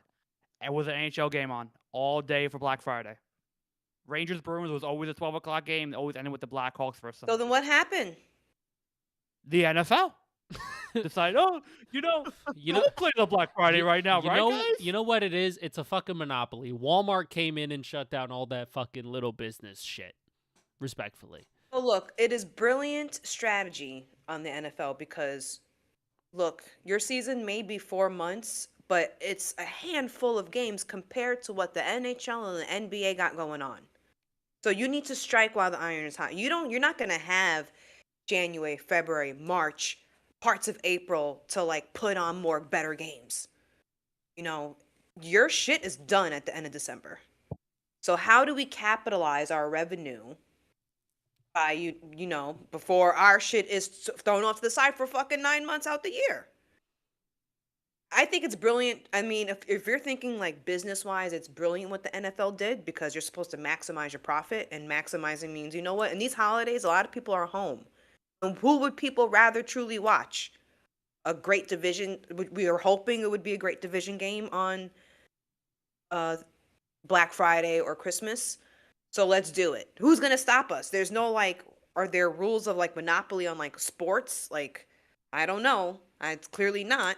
So, and if the NBA and NHL, if you're the NFL, you're like, you have 4 more months to get a fucking hot team going, to get ratings up. Shut the fuck up and give us these 2-3 extra days and be quiet. Well, speaking of the NBA, they actually have a really good Christmas Day slate. Mm-hmm. Really good games. They do. And this may be their highest year because the NFL games are so shit. And there's no skin in the game for these NFL games. Yeah, it's just, I think on paper, if we were to look at these games on Christmas 3 months ago, we'd be like, damn, we're going to be good on Christmas Day. I got some really fun games. And now you're like, shit happened. Shit happened. Somebody fucking forgot to put their food in the car, and then they left it, and they live 2 hours away, and we're not getting this. So, yeah. It is what it is. I mean, yeah. You got to play the games, right? You can't change it now. So it's like the NFL has to eat it. And the whole Netflix and Prime Video thing is a different discussion as well. Oh my God, the Raiders took the lead against the Texans. Oh, Ashton Jeffrey's second touchdown of the day. Oh my God. 21-16 Vegas. Oh my gosh. But yeah. It happens. Next year, maybe the season will be much better, and whoever is in the playoff run this time next year, it'll just be better options for Christmas because they can't pull out on the deal. No. I'm sure they're going to try and do Christmas again next year. So it's like, it's going to be on a Friday, right? It's not a leap year. Is Christmas? So it'll be on a Friday. That's a great If question. it's Thursday this year, it'll be Friday next year. Is it a leap year? Is it an even year? No. It is not a leap year. Next leap year is what the hell did I just say? Next leap year is 2028. But yeah, I think. Well, okay. The argument right now is that none of these games are local or like nationally televised. Both games are on Netflix, and then one game is on Prime Video. So that already might hurt their viewership, and the NBA is going to be all across ABC and ESPN and NBC. Even though it's shitty games, they may still bring in higher ratings because it is the NFL. I am just saying that the NBA should have higher ratings than what they had last year. Whatever amount you had, they had like 3 million people watch a game. This year, you should have 6 million because the NFL games are not good. But the NFL, what American doesn't have a Prime? I think that's a small percent. And then Netflix.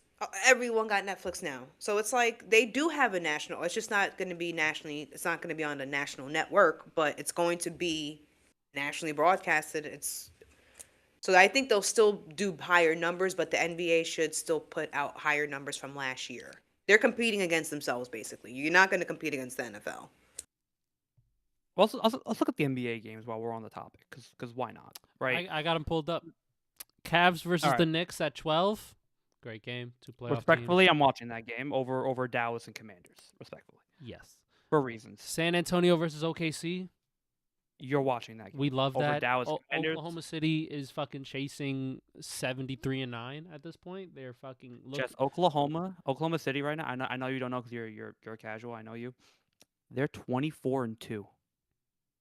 Or 25-2, excuse me. They're 25. Isn't the MVP on that team? Shea Gilgeous-Alexander. They're 20. They have 2 losses. One came in the NBA Cup. They're 25-2.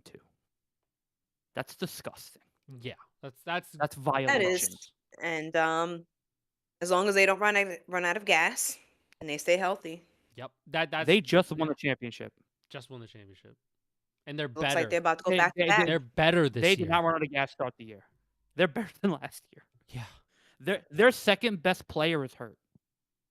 Their second best player is hurt, and they're 25-2. Jalen Williams just fucking started coming back, and they're 25-2. They lost one game without him. The one game they lost to was the Spurs, who the Spurs just beat them in the NBA Cup. And they're playing on Christmas. It's scripted. It's going to be a great game. Dallas It's versus scripted. Golden State. You know what? Maybe I will watch Lions Vikings. Legacy. This is a legacy game, right? You got Klay Thompson, Steph Curry, Cooper Flagg. Luka just got hurt as well, so Luka probably not. Oh no, I'm thinking of the wrong game. My bad. Yeah, you are, because I'm like, wrong Luka's team. on Then you got the Rockets versus LA, right? KD versus LeBron. Good game. We're watching that game. We're watching it. I'm watching that. Now here's the thing: if Mahomes was healthy, ain't nobody fucking watching this game. if Mahomes was Nobody healthy, watching that shit. Yeah, I mean, if he was healthy, because even if they're out of the playoffs, you still would want to watch Mahomes. You'd still want that. And But then now that he's not, it's like what? Which goes to show the thing about the Chiefs. Without Mahomes, they don't got no fucking glitter. They are not attractive. Yeah. They aren't. Even without, I don't know what they're gonna do. you They're know lucky what? that they have The, their Super Bowl wins to pile on the next few years, but they are not attractive without Patrick Mahomes. It doesn't matter that they had Chris Jones and Travis. They're just not attractive. You know what the Chiefs are without Patrick Mahomes? They're like gas station food. Yeah, sushi from a gas station. Yeah. And then with Patrick Mahomes, they're fucking Nobu. You know what I mean? Like they are the creme de la creme, 5-star Michelin. Everybody wants it. Absolutely. by the way, Detroit touchdown 22-17. Oh. Houston touchdown 23-21. Wait, who's playing And at 8? Who's playing tonight? Patriots and Ravens. Patriots. That's a good game. Who's playing tomorrow? Colts and Colts 49ers. and 49ers. Okay. Good games. Good games. Daniel, should we go live for the 8 o'clock game tonight? Possibly. Possibly. I'll be there. I think you guys Up to you. should. I'll be there. Be square or be. I'll or go be- home, and then when I get home, I will hop on. Oh yes, beautiful. Okay. Let's get to it. All right. 8:20. Okay. We'll be there. All right. All right. So let's get off of fucking men and balls. Let's talk about men fighting. All right. Let's talk about men with real balls. What if I like men and balls? All right. We get it. You like fucking what's Marcus Freeman? We get it. You love Marcus Freeman. Men and balls. We get it. You know. Oh, I added someone else to the list, but I can't remember. forgot who his name was. This list has gone beyond 10 people, by the way. Like this has gone from the top 10 list to now the list. You know what it's giving? It's giving Chris Who's in the Jericho, list? Daniel. It's giving a It fucking is long Chris fucking Jericho. paper that rolls down. By the way, Jess is going to her first WWE event, January 5th. Here we go. Jess, I'm excited. As we get closer, I'm gonna have to like quiz you and like give you like tips on what happens at WWE events because there's a lot you're not gonna know. Well, I just wanted to say something in defense of myself. Go ahead. Okay. If this was like 1995, I would be able to tell you everything about the WWE and WWF because that shit was on my house all the fucking time. I will tell you about the whole 90s. I remember it all. So I am not completely blind, deaf, and dumb to the W. But the people in my household grew up and we stopped watching wrestling. I wonder who she's talking to about that. But I feel like, yeah, I don't know shit about shit in today's wrestling. I don't even know if do they still do the sharpshooter.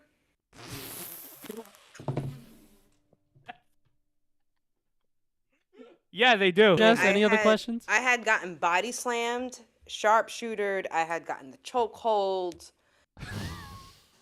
Listen, my brother used me and my sister like rag. Like we got like it was terrible. If it was you didn't abuse. say your brother and your sister, that was gonna be so out of context. It was gonna be so out of context. Yeah, you got body slam, sharpshooter, choke slam down. You know what I mean. I'm telling you, I would like just the body uppercut, like just I went through a lot of abuse, a lot of sibling abuse for the sake of WWE or at that time it was WWF. But some may say the peak of wrestling. It truly was, bro. I feel like I can say that. I feel like I can honestly say that. Mhm. It was amazing. There was Bret Hart and Undertaker and Randy Macho Sav. It was everyone. There was this guy, and I don't know I forget his name. He was the Voodoo Man. Oh, He had the voodoo doll. And my brother and my father would chase me around the house acting like this guy because I would be Papa somebody. It would scare the shit. Was it Maven? Hang on, No, guys. it wasn't Guys, Maven. hang on. I'm Was about he to like show a you how big nerdy I person? Was he like a big guy? He was a fucking voodoo guy, okay? Hang on. Painted white face. Listen, guys. I need you right now. We listen, we don't judge. I'm gonna pull something out real quick. We listen, we don't judge. Okay. This is 10-year-old me. Papa Shango. Is that the fucking Papa fucking Shango? I was getting the encyclopedia out, guys. Damn, why Oh you have to my ruin my bit, dude? My man. Oh my god, you have the encyclopedia. That's amazing. Papa I used to hate it. And oh my god, Yoko Ono, the fat guy, Yokozuno. My goat. I will never forget it was a big matchup between him and Undertaker. It was hype like my brother recorded it and it was a major matchup and the Undertaker, I think he supposedly like dies. I don't know, but then like his eyes, he was another one that scared the crap out of me as a kid. Oh my god. Get him out of here. He was the devil. I don't want to see it. Papa Shango, 6'6", 333 pounds, from parts unknown. Signature move, the shoulder breaker. A master of voodoo, Papa Shango first began casting some serious spells in 1992 with a menacing skull painted over his entire face and a terrifying threat of black magic. The bizarre I hated became one of the most feared men in WWE roster. I hated it. There was Jake the Snake. This guy always carrying around a fucking bag with a snake. Jake the Snake was the goat, bro. There was I said the Hearts, Bret and Owen Hart, and then when he died, it was very sad. My mom loved Bret Hart. Did you like The Rock and Stone Cold? They still fought. There was Hulk Hogan and the guy Ric Flair. Woo! Oh my god, woo! Like that was fucking all the fucking time. But we still woo. When we go, we still woo before the show, so get ready for a lot of woo. Yeah, someone in the chat. Yeah, my brother said the Undertaker raised from the dead. I remember it. Okay, I remember it.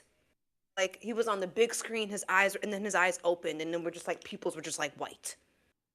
And, like the lights were out, the crowd was going. And I'm actually thinking as like 7. I was like 7 or 6 watching this. I may have been like 8. I don't know. But I was just like, oh my god, he's dead. He's coming back. Wait, you Oh may my have been God. what age? Like 6, 7? Shut the fuck up. We're 6, killing 7. that. We're killing 6, 6, 7. 7. How many picks is it gonna take for the fucking Jets to move up to 1 and draft Mendoza? 7. 6, Oh 7. god. 6, 7. 6, 7.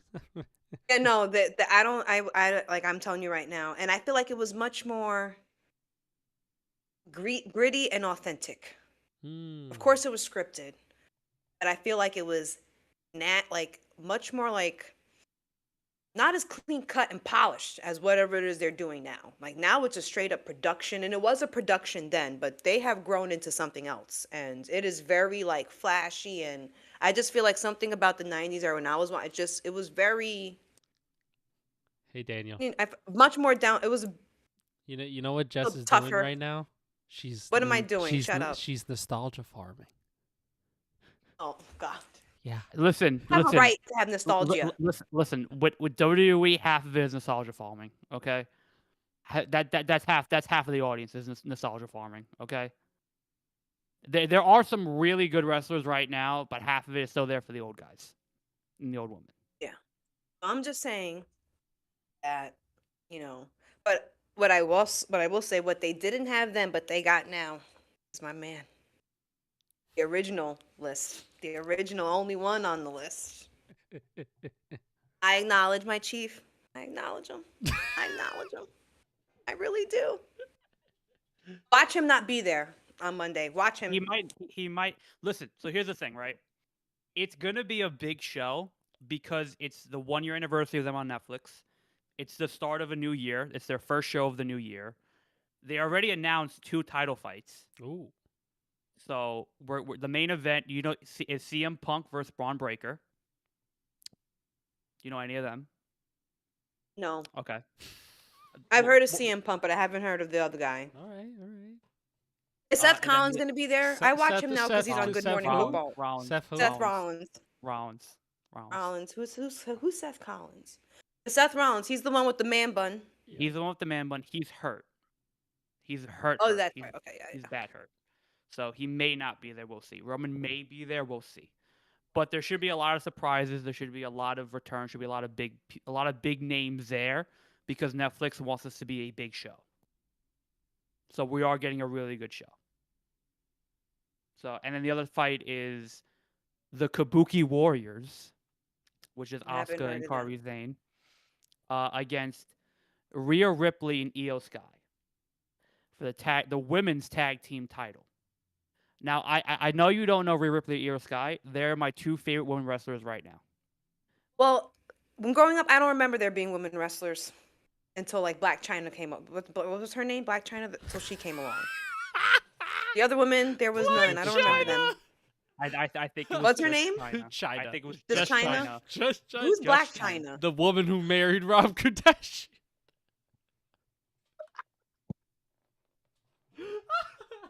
Yo, we're gonna have a great time. Okay, so China. Before she came along, I don't remember ever there being a female wrestler. I don't remember that at all. Well, that For has changed her, I don't think there were drastically. any. That has changed. Oh, drastically. good. That has Good. gotten a Good. lot. And the women's wrestlers sometimes wrestle better than the men. I'll be honest with you. There are some women's wrestlers that I absolutely like. Io Sky, when you see Io Sky live, she's one of the best wrestlers ever. She's so much fun. Isn't one of them married to Seth Rollins? One of them Becky married Lynch. to Becky Seth Lynch. Rollins?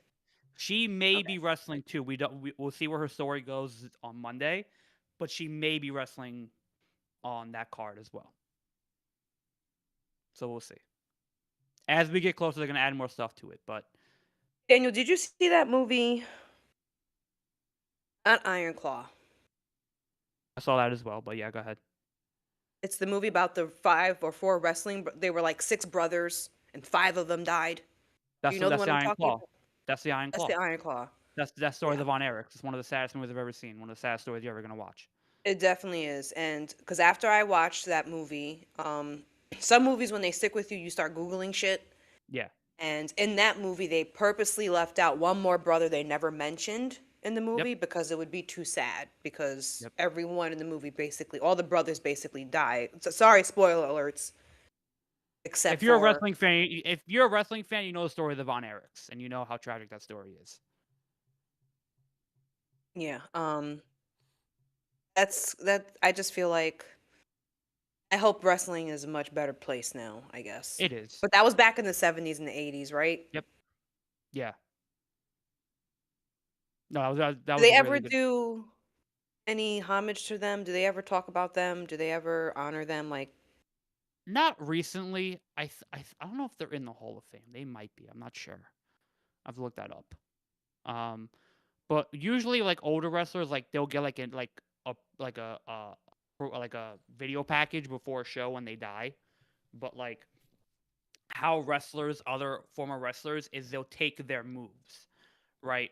So like for example, like Stone Cold Stunner, while Stone Cold's not wrestling anymore, he passes that move on to somebody called Kevin Owens, the new wrestler, right? Like the figure four leg lock that Ric Flair had, he passed that on to his daughter Charlotte Flair, not her real name but whatever.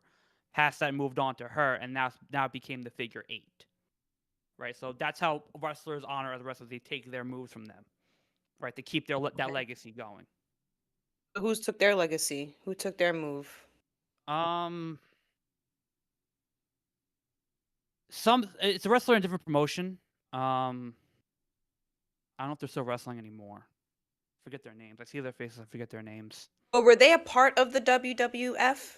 Or were they part of a different wrestling They're a organization? part of different wrestling organization for a long time because how it used to work is a lot of wrestling was region based, and so a lot of TV networks had like their own network show, right?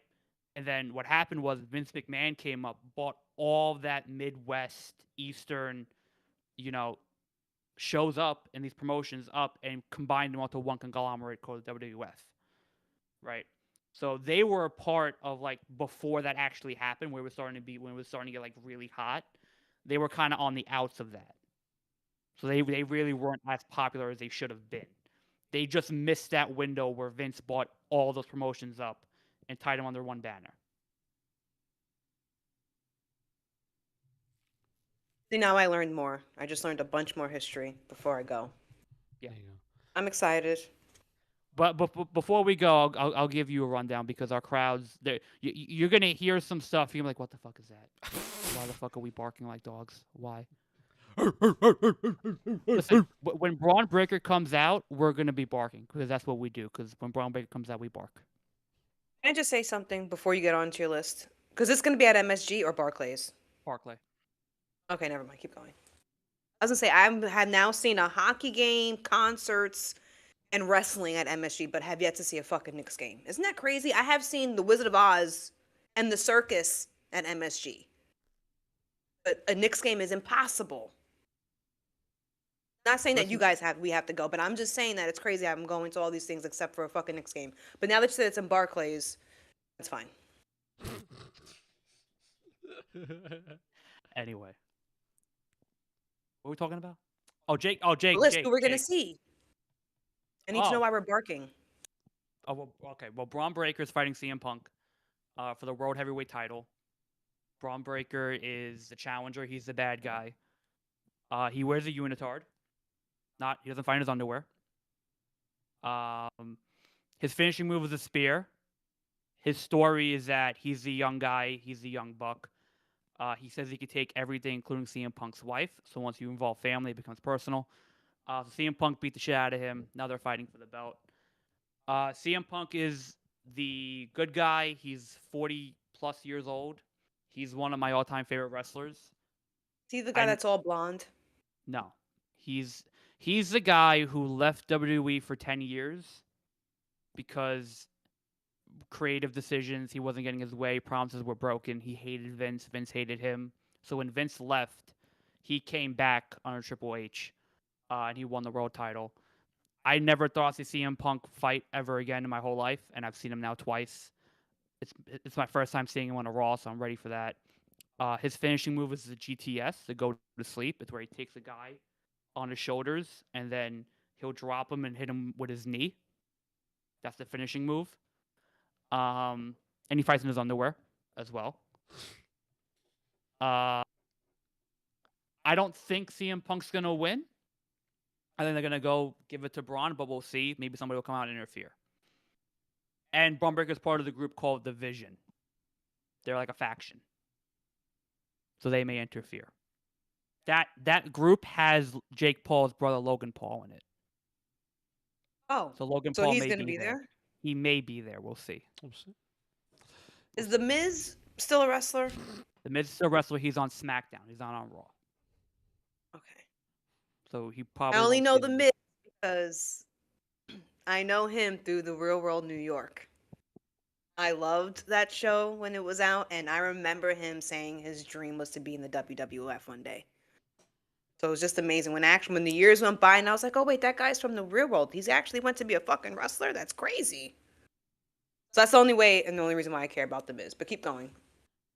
And then the other match is, I said it before, Kabuki Warriors. That's Asuka and Kairi Sane. Asuka is fantastic. She's a great wrestler. She fights in her underwear too.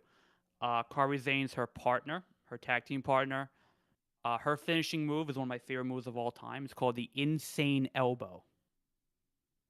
Because when she jumps from the top rope, she hits an elbow drop, and it's insane. Because her name is Kairi Sane. So it's the Insane Elbow. Great, I know. So they're fighting Rhea Ripley and Io Sky, yes.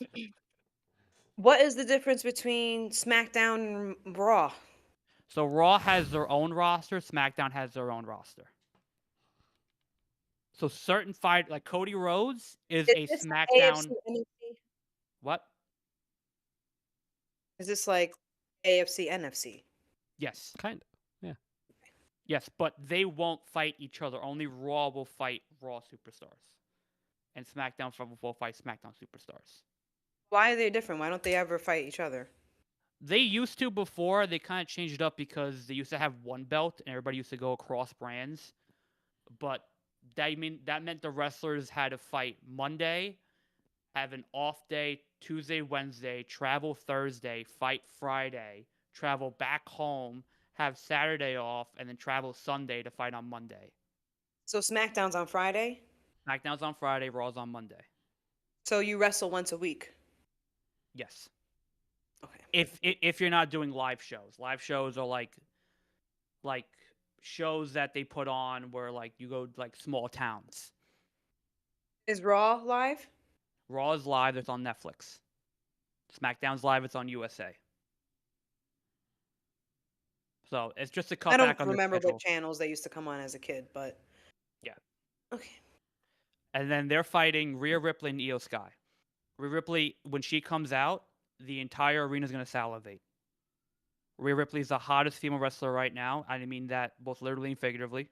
She's the #1 wrestler in the company. Everyone loves Rhea. We love Rhea. Her partner, Io Sky, I've been following her career forever. She's amazing.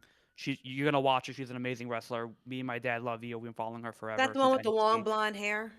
No. She has long red and black hair. Who has long blonde hair? There's a couple. I'm going to write off some names. Oh, Pat McAfee had- Tiffany Stratton, probably? Tiffany Stratton. Maybe. There's Charlotte This Flair. was a while back. This was a while back, but Pat McAfee was interviewing a lady from the WWE, a female wrestler, and I think she had her belt with her. She's active? So maybe she's, Was yeah. it recently? What was her ethnicity and race? Like the last 2 years, she was white. She was white. Last 2 Well, she years? looked white. She And had, she had long blonde hair on. blonde hair. It could be, but this wasn't too long ago. Maybe 2 years ago. Within the last 2 years, could be 3. But she was. It might be Charlotte. Tiffany Stratton. It might be Tiffany Stratton. She could have dyed her hair for another event, but I remember what's sticking out to me is her long hair. But when you're a WWE superstar, you keep your look for a reason. So people remember you. Rarely do they change their look. That is true. Rarely. Yeah. So if she had long blonde hair, she has long blonde hair now. It's either. I don't want to say what I'm about to say. Why? 'Cause that- 'cause I don't even know who she is.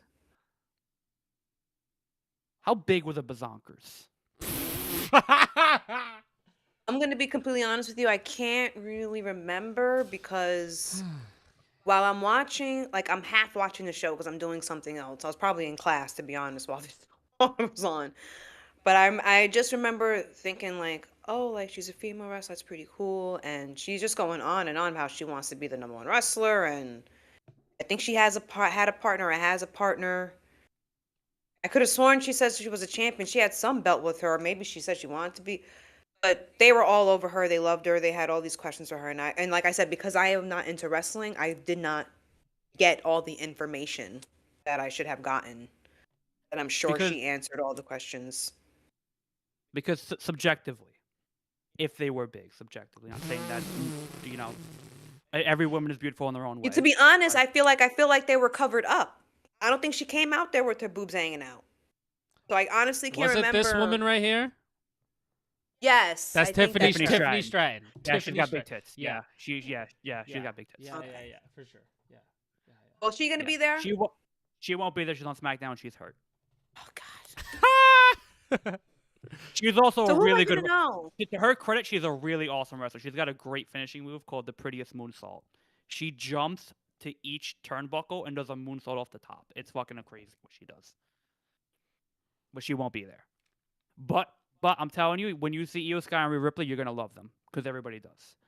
But their storyline is that Io Sky was a part of the Kabuki Warriors. She was part of their team, and then she's best friends with Rhea. So Io left to go hang out with Rhea. That pissed Asuka off. Asuka's like, "Don't hang out with her. She's a bad influence."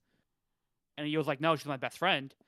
And so Io gave her the middle finger, left the group. Kari was conflicted, but Kari decided to side with Asuka on this, and now they're fighting for the belt. And Rhea and Io kind of have like this on and off relationship,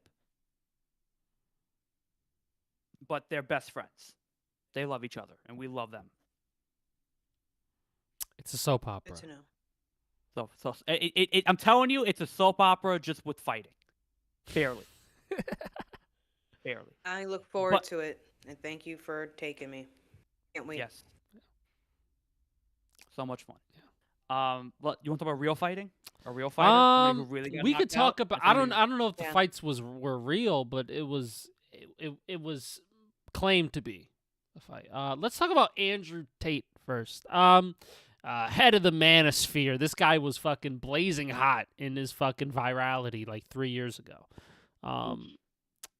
And he had a fight with a person that I've never heard of, that I still don't know the name of to this day, but people who watch this clip, they will know exactly who he is. He's like a influencer. He's obviously athletic, right? He has big muscles and looks like he works out clearly. So he's an athlete, somewhat. This was, to most people who watch the fight, the most feminine thing they've seen between two men in a very long time. But did they just lack skill, technique? Was there low energy? Was it a bunch of was it frauds trying to be something they're not? You could keep it going. Yeah, keep it going. Yeah, all your reasons are valid. Andrew Tate has a background in kickboxing. So we're like, okay. Why isn't he doing kickboxing? So, because Chad mentality. boxing makes money right now, not kickboxing. So, and he's also 40. He's out of the game, right?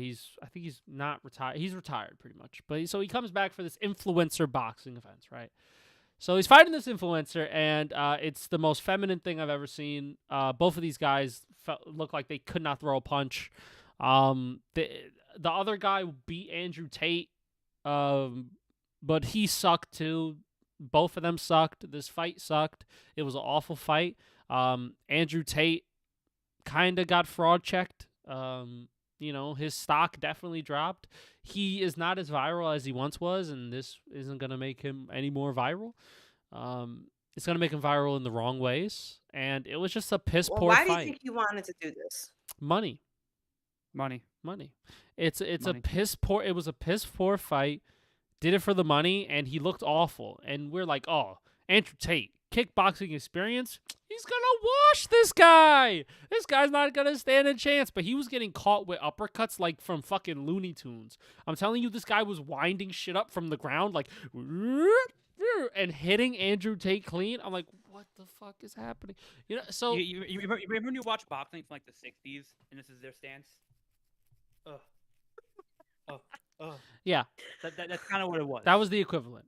It was awful. It was a terrible fight, even if you can call it that. They were clinching a whole lot, and it was just boring as fuck, dull as fuck, and Andrew Tate lost a dull, boring fight, so that just lowered his stock even more. Yeah, and that's all I have to say about that. But now, we're going to talk about somebody who actually fought somebody of note. Jake Paul was supposed to fight Gervonta Davis. That fight fell through. Gervonta Davis probably would have been a more approachable matchup for him. This matchup that just happened was not. He fought Anthony Joshua. And the consensus was Joshua's getting fucked. Go ahead. I also want to input Anthony Joshua is considered a heavyweight, right? And Jake Paul is not considered a heavyweight. So this is a non-catch bout, meaning they could weigh whatever. Jake Paul weighed in at 213. Anthony Joshua came in at 241 pounds. And that was Jake Paul saying, okay. Continue. Now, Anthony Joshua got paid a shit ton of money. So, yes, he took the fight because why wouldn't you take $70 to $90 million? Yes, you Is that take. how much they paid him? Yes.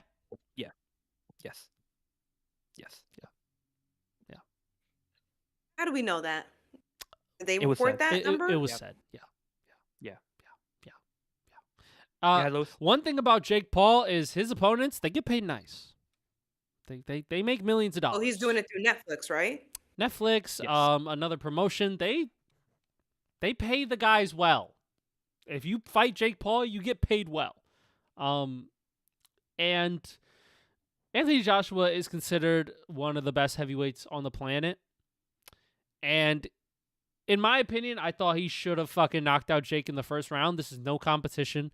You are literally one of the best heavyweights of this era, of this generation. You should be knocking out Jake Paul within like 2 minutes. But You have a 30-pound advantage. Jake Paul, to his credit, found a way to survive until the 6th round. And he took a round off of Anthony Joshua. He took 1 round. The 4th round, he won the 4th round, and he caught Anthony Joshua with some heat. I'm just saying. Can I say something real quick? Go ahead. There is a general consensus in boxing that boxers will take a round off and let their opponent win the round so they get a breather. That's not what happened. Anthony Joshua was genuinely trying to fucking KO him. There was a lot of shots that Anthony Joshua barely missed. That if he caught Jake Paul, his lights would have been out immediately. So he was trying to land, but Jake Paul was let me do something and let me say something. He was doing his best like running away impression. His best get on my bike impression and fucking get the fuck. He was circling for fucking ever. He was like diving at his legs to avoid getting hit, which is shitty and looked fucking dumb. He was shooting a takedown in a boxing fight. If you know anything about fighting, that is dumb. And he looked quite shit. But he was landing, he landed a jab here and there, you know what I mean? He shot for the takedown, shot for the double leg, didn't get it, you know what I mean? But he found a way to survive, at least. And he did catch Anthony Joshua with a clean right hand. Didn't have any sting on it, really, but he caught him. That was, but then he got his jaw broke in the 6th round. So, yeah. But all credit to Jake Paul. He did not have to take this fight. He called Joshua to fight him. He also wanted to fight Francis Ngannou. Which may have been, you know what? Would Ngannou have beaten him? Yes, he would have, but I think Jake Paul would have made it closer a little bit. You know what I mean? But all credit to Jake Paul. He took this fight on short notice, and he fought the taller guy, and he found a way to survive to 6 rounds. So, credit to him. He did get knocked out. Anthony Joshua kind of a disgrace. You probably should have knocked him out sooner, but you did knock him out. Jake Paul lost. Haha, the world wins. America's happy. And yeah, that's pretty much the analysis for that fight. Bam. Just anything before I say something real quick? No, but it was good to see him lose. Yeah. He talks a lot of shit. He's annoying. I mean, I feel like I know he's got his fan base, but I feel like he's at the point of like just being recycled, like like a gimmick. It's like, are you really trying to box? Is he trying to be a boxer, or is this just like another thing for his content? No. He 'Cause if it's no, just no. for It's content, not. I It's understand. it's not for content. He's actively been working out for years trying to be a boxer, and he has 12 wins as a boxer, 12-2 now. Mm-hmm. So he's Okay, who were actively these trying. 12 wins against? Are they mostly against active professional boxers, or are No. these No. Mike Tysons? They Are were. these people like who are He they? won against Conor McGregor was one. He won against. Well, he didn't fight Conor. No, he didn't. He did. Who did He Conor fought two guys. Floyd. His first two fights, he fought like Nate Robinson and somebody else that I don't know. Then he fought Celebrity who? fight. He fought Tommy Fury, is an active boxer. He's active. He does also have a following on social media, but he is like an actual good boxer. He did lose to Tommy Fury, but it was a competitive-ish fight. He fought Mike Perry. He fought some other guys that he beat, a bunch of old guys, to be honest. So, but he did beat up. Who did he beat up? Did he beat up a boxer? Did he fight Julio Guys? Cesar Chavez? Guys, What? guys, What? guys, What? guys. 1 minute to go. The Lions are in the red zone. They're down 29-24. They have one timeout, 50 seconds to go. Jared Goff with the ball, looks deep, look towards the end zone, throws over the end zone. 45 seconds to go. The Lions, if they get a touchdown, they're going to win this game. All right.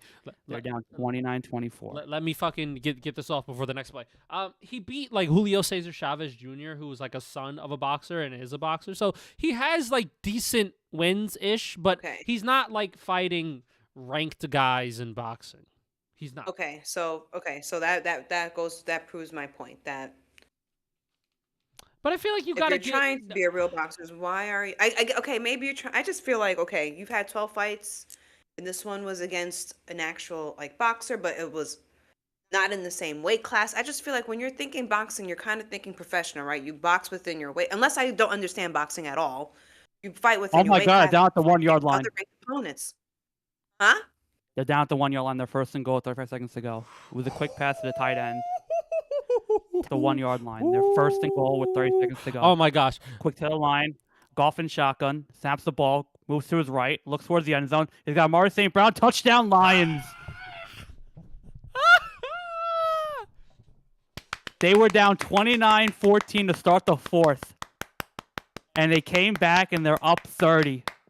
There's a flag down. Hold up. There's a flag. We're waiting. Defense? We're waiting. Pass interference. Offense. It's coming back. Isaac Tassila, the wide receiver. To There's 22 seconds left. My guy. Wow. Did he like set a pick? Yo, Steelers, you need to make this stop. Yeah, he set a Yeah, pick. he set a pick. Okay. But He but does. I think like we got to start giving some credit to Jake Paul. Like he is. Okay, I'm not trying to discredit. He is actively like fighting, and he's giving like because if you actually go the professional route in boxing, you make no money. He's actively making fucking millions of dollars fighting these guys. Millions. Okay, millions of dollars. I So that's understand, what the but are boxing we game now is now, considering making him money. a Tag on the professional play. False boxer? start. False start. Oh my god, they false started. No way. They're joking. They're back to the Ooh. 16. Ooh, they're joking. Ooh, they're joking. Ooh. But like, he's not a real boxer in the sense of like professionalism, but he is a real boxer in the sense of he boxes and he makes fucking a really fucking great living out of it. Golf I mean, I shotgun. just Drop don't know. back. Looks I've never towards the been a end zone. fan He's of got this Amari type of St. stuff, so I Brown. just don't Jameer know. Gibbs So I caught. don't know how should we consume this. Down at the 7. Consume it as entertainment, not professionalism. That's how I'm you not should lying. Okay. consume it. It's Okay. entertainment. It's like WWE. It's a spectacle. It's a show. Okay, I guess that's what I was trying to figure out. It's like, do we take him serious? Do we not take him serious? Like, I don't get But what he's trying to do. Is he trying to be serious, or is he just like, let me just live out my dream and make millions at the same time? I don't know. But he is actively Yes. training every day. He is fighting guys at the end of the day, right? He is like getting punched in the face, and he's punching other people in the face. So, that takes some sort of like good for you. You got some balls. Put some skin in the game. He's turning Yeah, into no, a showmanship it's a sport. brilliant That's what he's business doing. plan. It's a brilliant plan. I mean, you outgrew a lot of your stuff that you were doing before, and you need to stay relevant, and you want to be active. And if one of your dreams is to become this this boxer, and you got enough pull to have Netflix bring you in with a deal, I mean, and you're helping other people make money. Like, I hated Fourth to and 9, see second Mike and goal. Tyson fight, Oh, but oh I'm my happy God. that Mike Tyson got What paid because down he's is it? fucking Golf Mike steps Tyson. up, end zone missed, incomplete. 11 seconds to go. Third and goal 3rd and goal from where? from the 9. Oh my gosh. This is big. This is big. He had Sam Laporta open and he threw it over his head. Sam Laporta? I thought he was hurt. Not Sam Laporta, the other 88, the other tight end. Brock Wright. Brock Wright. My guy. Brock Wright. All right, here we go. 13 on the play clock. 5 wide, Golf by himself. Changes the play. Oh my God. Snap the ball. Drops back. Looking end zone. Throw to the end zone. It is caught, dropped. Incomplete. Oh, it was dropped. Oh, that's Isaac Tesla's first Was drop. Working forward to Slaw. Son, if you know Isaac Tesla, you know he catches everything in the end zone. Oh, if that was in his hands, dude. Oh, that was in his hands. He had it and he dropped it. He could have came down with that. That's the thing. Oh, dude, damn. We're 4th and goal. 6 seconds to go. This is the game. This is the playoff. This is game. Aaron Rodgers is sweating it out. 12 to go. The glasses are off for Dan Campbell. Jared Goff. 10 on the play clock. Goff looking end zone. Gets the ball. Snap. Steps up. Throws end zone. It is at the 1. There's flags flying everywhere. Flags. Oh, my God. He was stopped at the 1. He goes into the end zone. It's the aim. Was that in? Was that a touchdown? We're confused. Holy We're shit. confused. What's the flag on? We're confused. Okay, so, Jess, caught the ball at the 1, got stopped, did not get in. Flags flew. He went backwards. He flipped it to Jared Goff, and Goff flew into the end zone. What's the flag on? This is But crucial. that can't count if there were flags, right? If there were flags, so we got to see what the flag's on. Because it's on the defense, they have to reset the whole play. But the play wasn't blown dead. So the play wasn't blown It's a dead. touchdown if it's on the defense. It's a touchdown if it's on a defense. The conferring, both teams are on the field. Holy shit. The refs don't know what to call. John Huss, I think, is the referee. I'm not sure. Are they calling Jared New Goff's York? in the middle of the conversation. They're not in New York. They're talking to each other All right of now. the zebras are fucking congregating right now. All the zebras are congregating. Everyone's trying to get around them. A bunch They're of still me. talking it out. They don't know what to call right now. We're still Jared Goff waiting. is pleading his case. He's learning information. Jared Goff looks confused. I don't think they got the touchdown. I think they're Challenge going to it get if they another take it play. away? They're still conferring. We still don't know. They're still talking. Wait, Mike how you Tomlin's throwing Aaron all these Rodgers flags here. and you don't know what to call? Oh my God. They're still talking. It's a long conversation between the side judge and the head referee. This is fucking big. This is big money right here. This may be something on the line, is what I'm thinking. This may be something on the line and when they blew the play dead. Because if they didn't blow the play dead, it's a touchdown. Because if it was on the offensive line, they would have stopped the play entirely. So maybe on the defense, and they're trying to figure out what to do. The Lions have no timeouts. We're still talking. We're Oh bringing in shit. another Oh judge shit. here. Oh shit. Is it gonna? Here we I was go. talking. No, okay,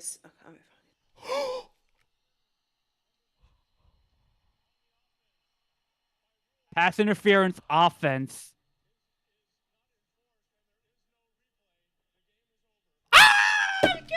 The game is over. The Steelers win. Steelers win. 29-24. Son, They ruled it. It was a touchdown. If it wasn't offensive pass interference, it's a touchdown. Yeah.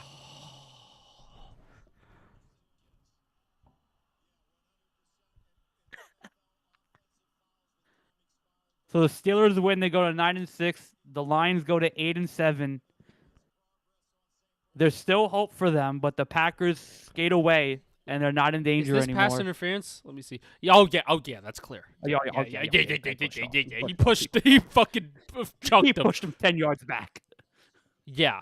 That. So Amari yeah. St. Brown was running towards, I think it was Jalen Ramsey. No, it's not Jalen Ramsey. That is Jalen Ramsey. Jalen Ramsey, yeah. Fucking He pushes. Fun fact: pushes- both of them went to Cal. Ooh, cool connection. But he pushes Jalen Ramsey away from him, and then that was what it was called. So he basically pushed off, came back, caught the ball at the 1, realized he was getting tackled, then flipped it to Jared Goff, And that was wrong. and that was ruled a touchdown, but that was pass interference by St. Brown, and that ended the game because there's a 10-second runoff, and the Lions couldn't stop the clock anymore. So technically, it's considered a live ball.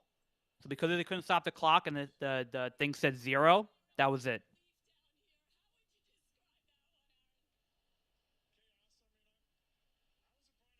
That means the Ravens have to win tonight. If the Ravens lose, they're out.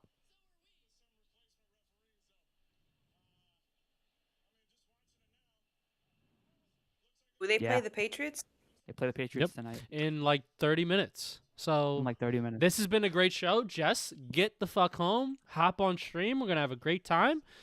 This has been the show. This is phenomenal show. Thank you guys. Again, being on stream. We've been live for 2 hours, For 11 minutes. joining. We're doing fucking awesome. Fucking fantastic game. I think this might be a fantastic game later tonight as well. So thank you guys for joining the stream. If you're still here, love you guys. If you're watching this after the stream's up, thank you guys for watching. Appreciate you guys. Yeah, and we'll So you're gonna go live for the 8:20 game. yes, we are going to go will live. be live. I will be live. Danny will join me. You will join me. All it'll be the second We're show. taking 15 minutes off, and we're gonna be congregating. We're gonna Yes, congregate. But I'm like gonna the be going home, and zebras. I'll be jumping on later. Yep. I'll be Because jumping on when I guys, get it. I haven't eaten anything, so I need to eat something. Go so ahead. we will be on later. We'll be on later. Perfect. Okay. See you guys. See you soon. Take care, Thanks for everybody. joining Love us. you guys. Subscribe, like, Thanks do for all watching that the video. shit. Keep fucking. Well, we're gonna fucking keep streaming every day. Let's fucking go. Ah.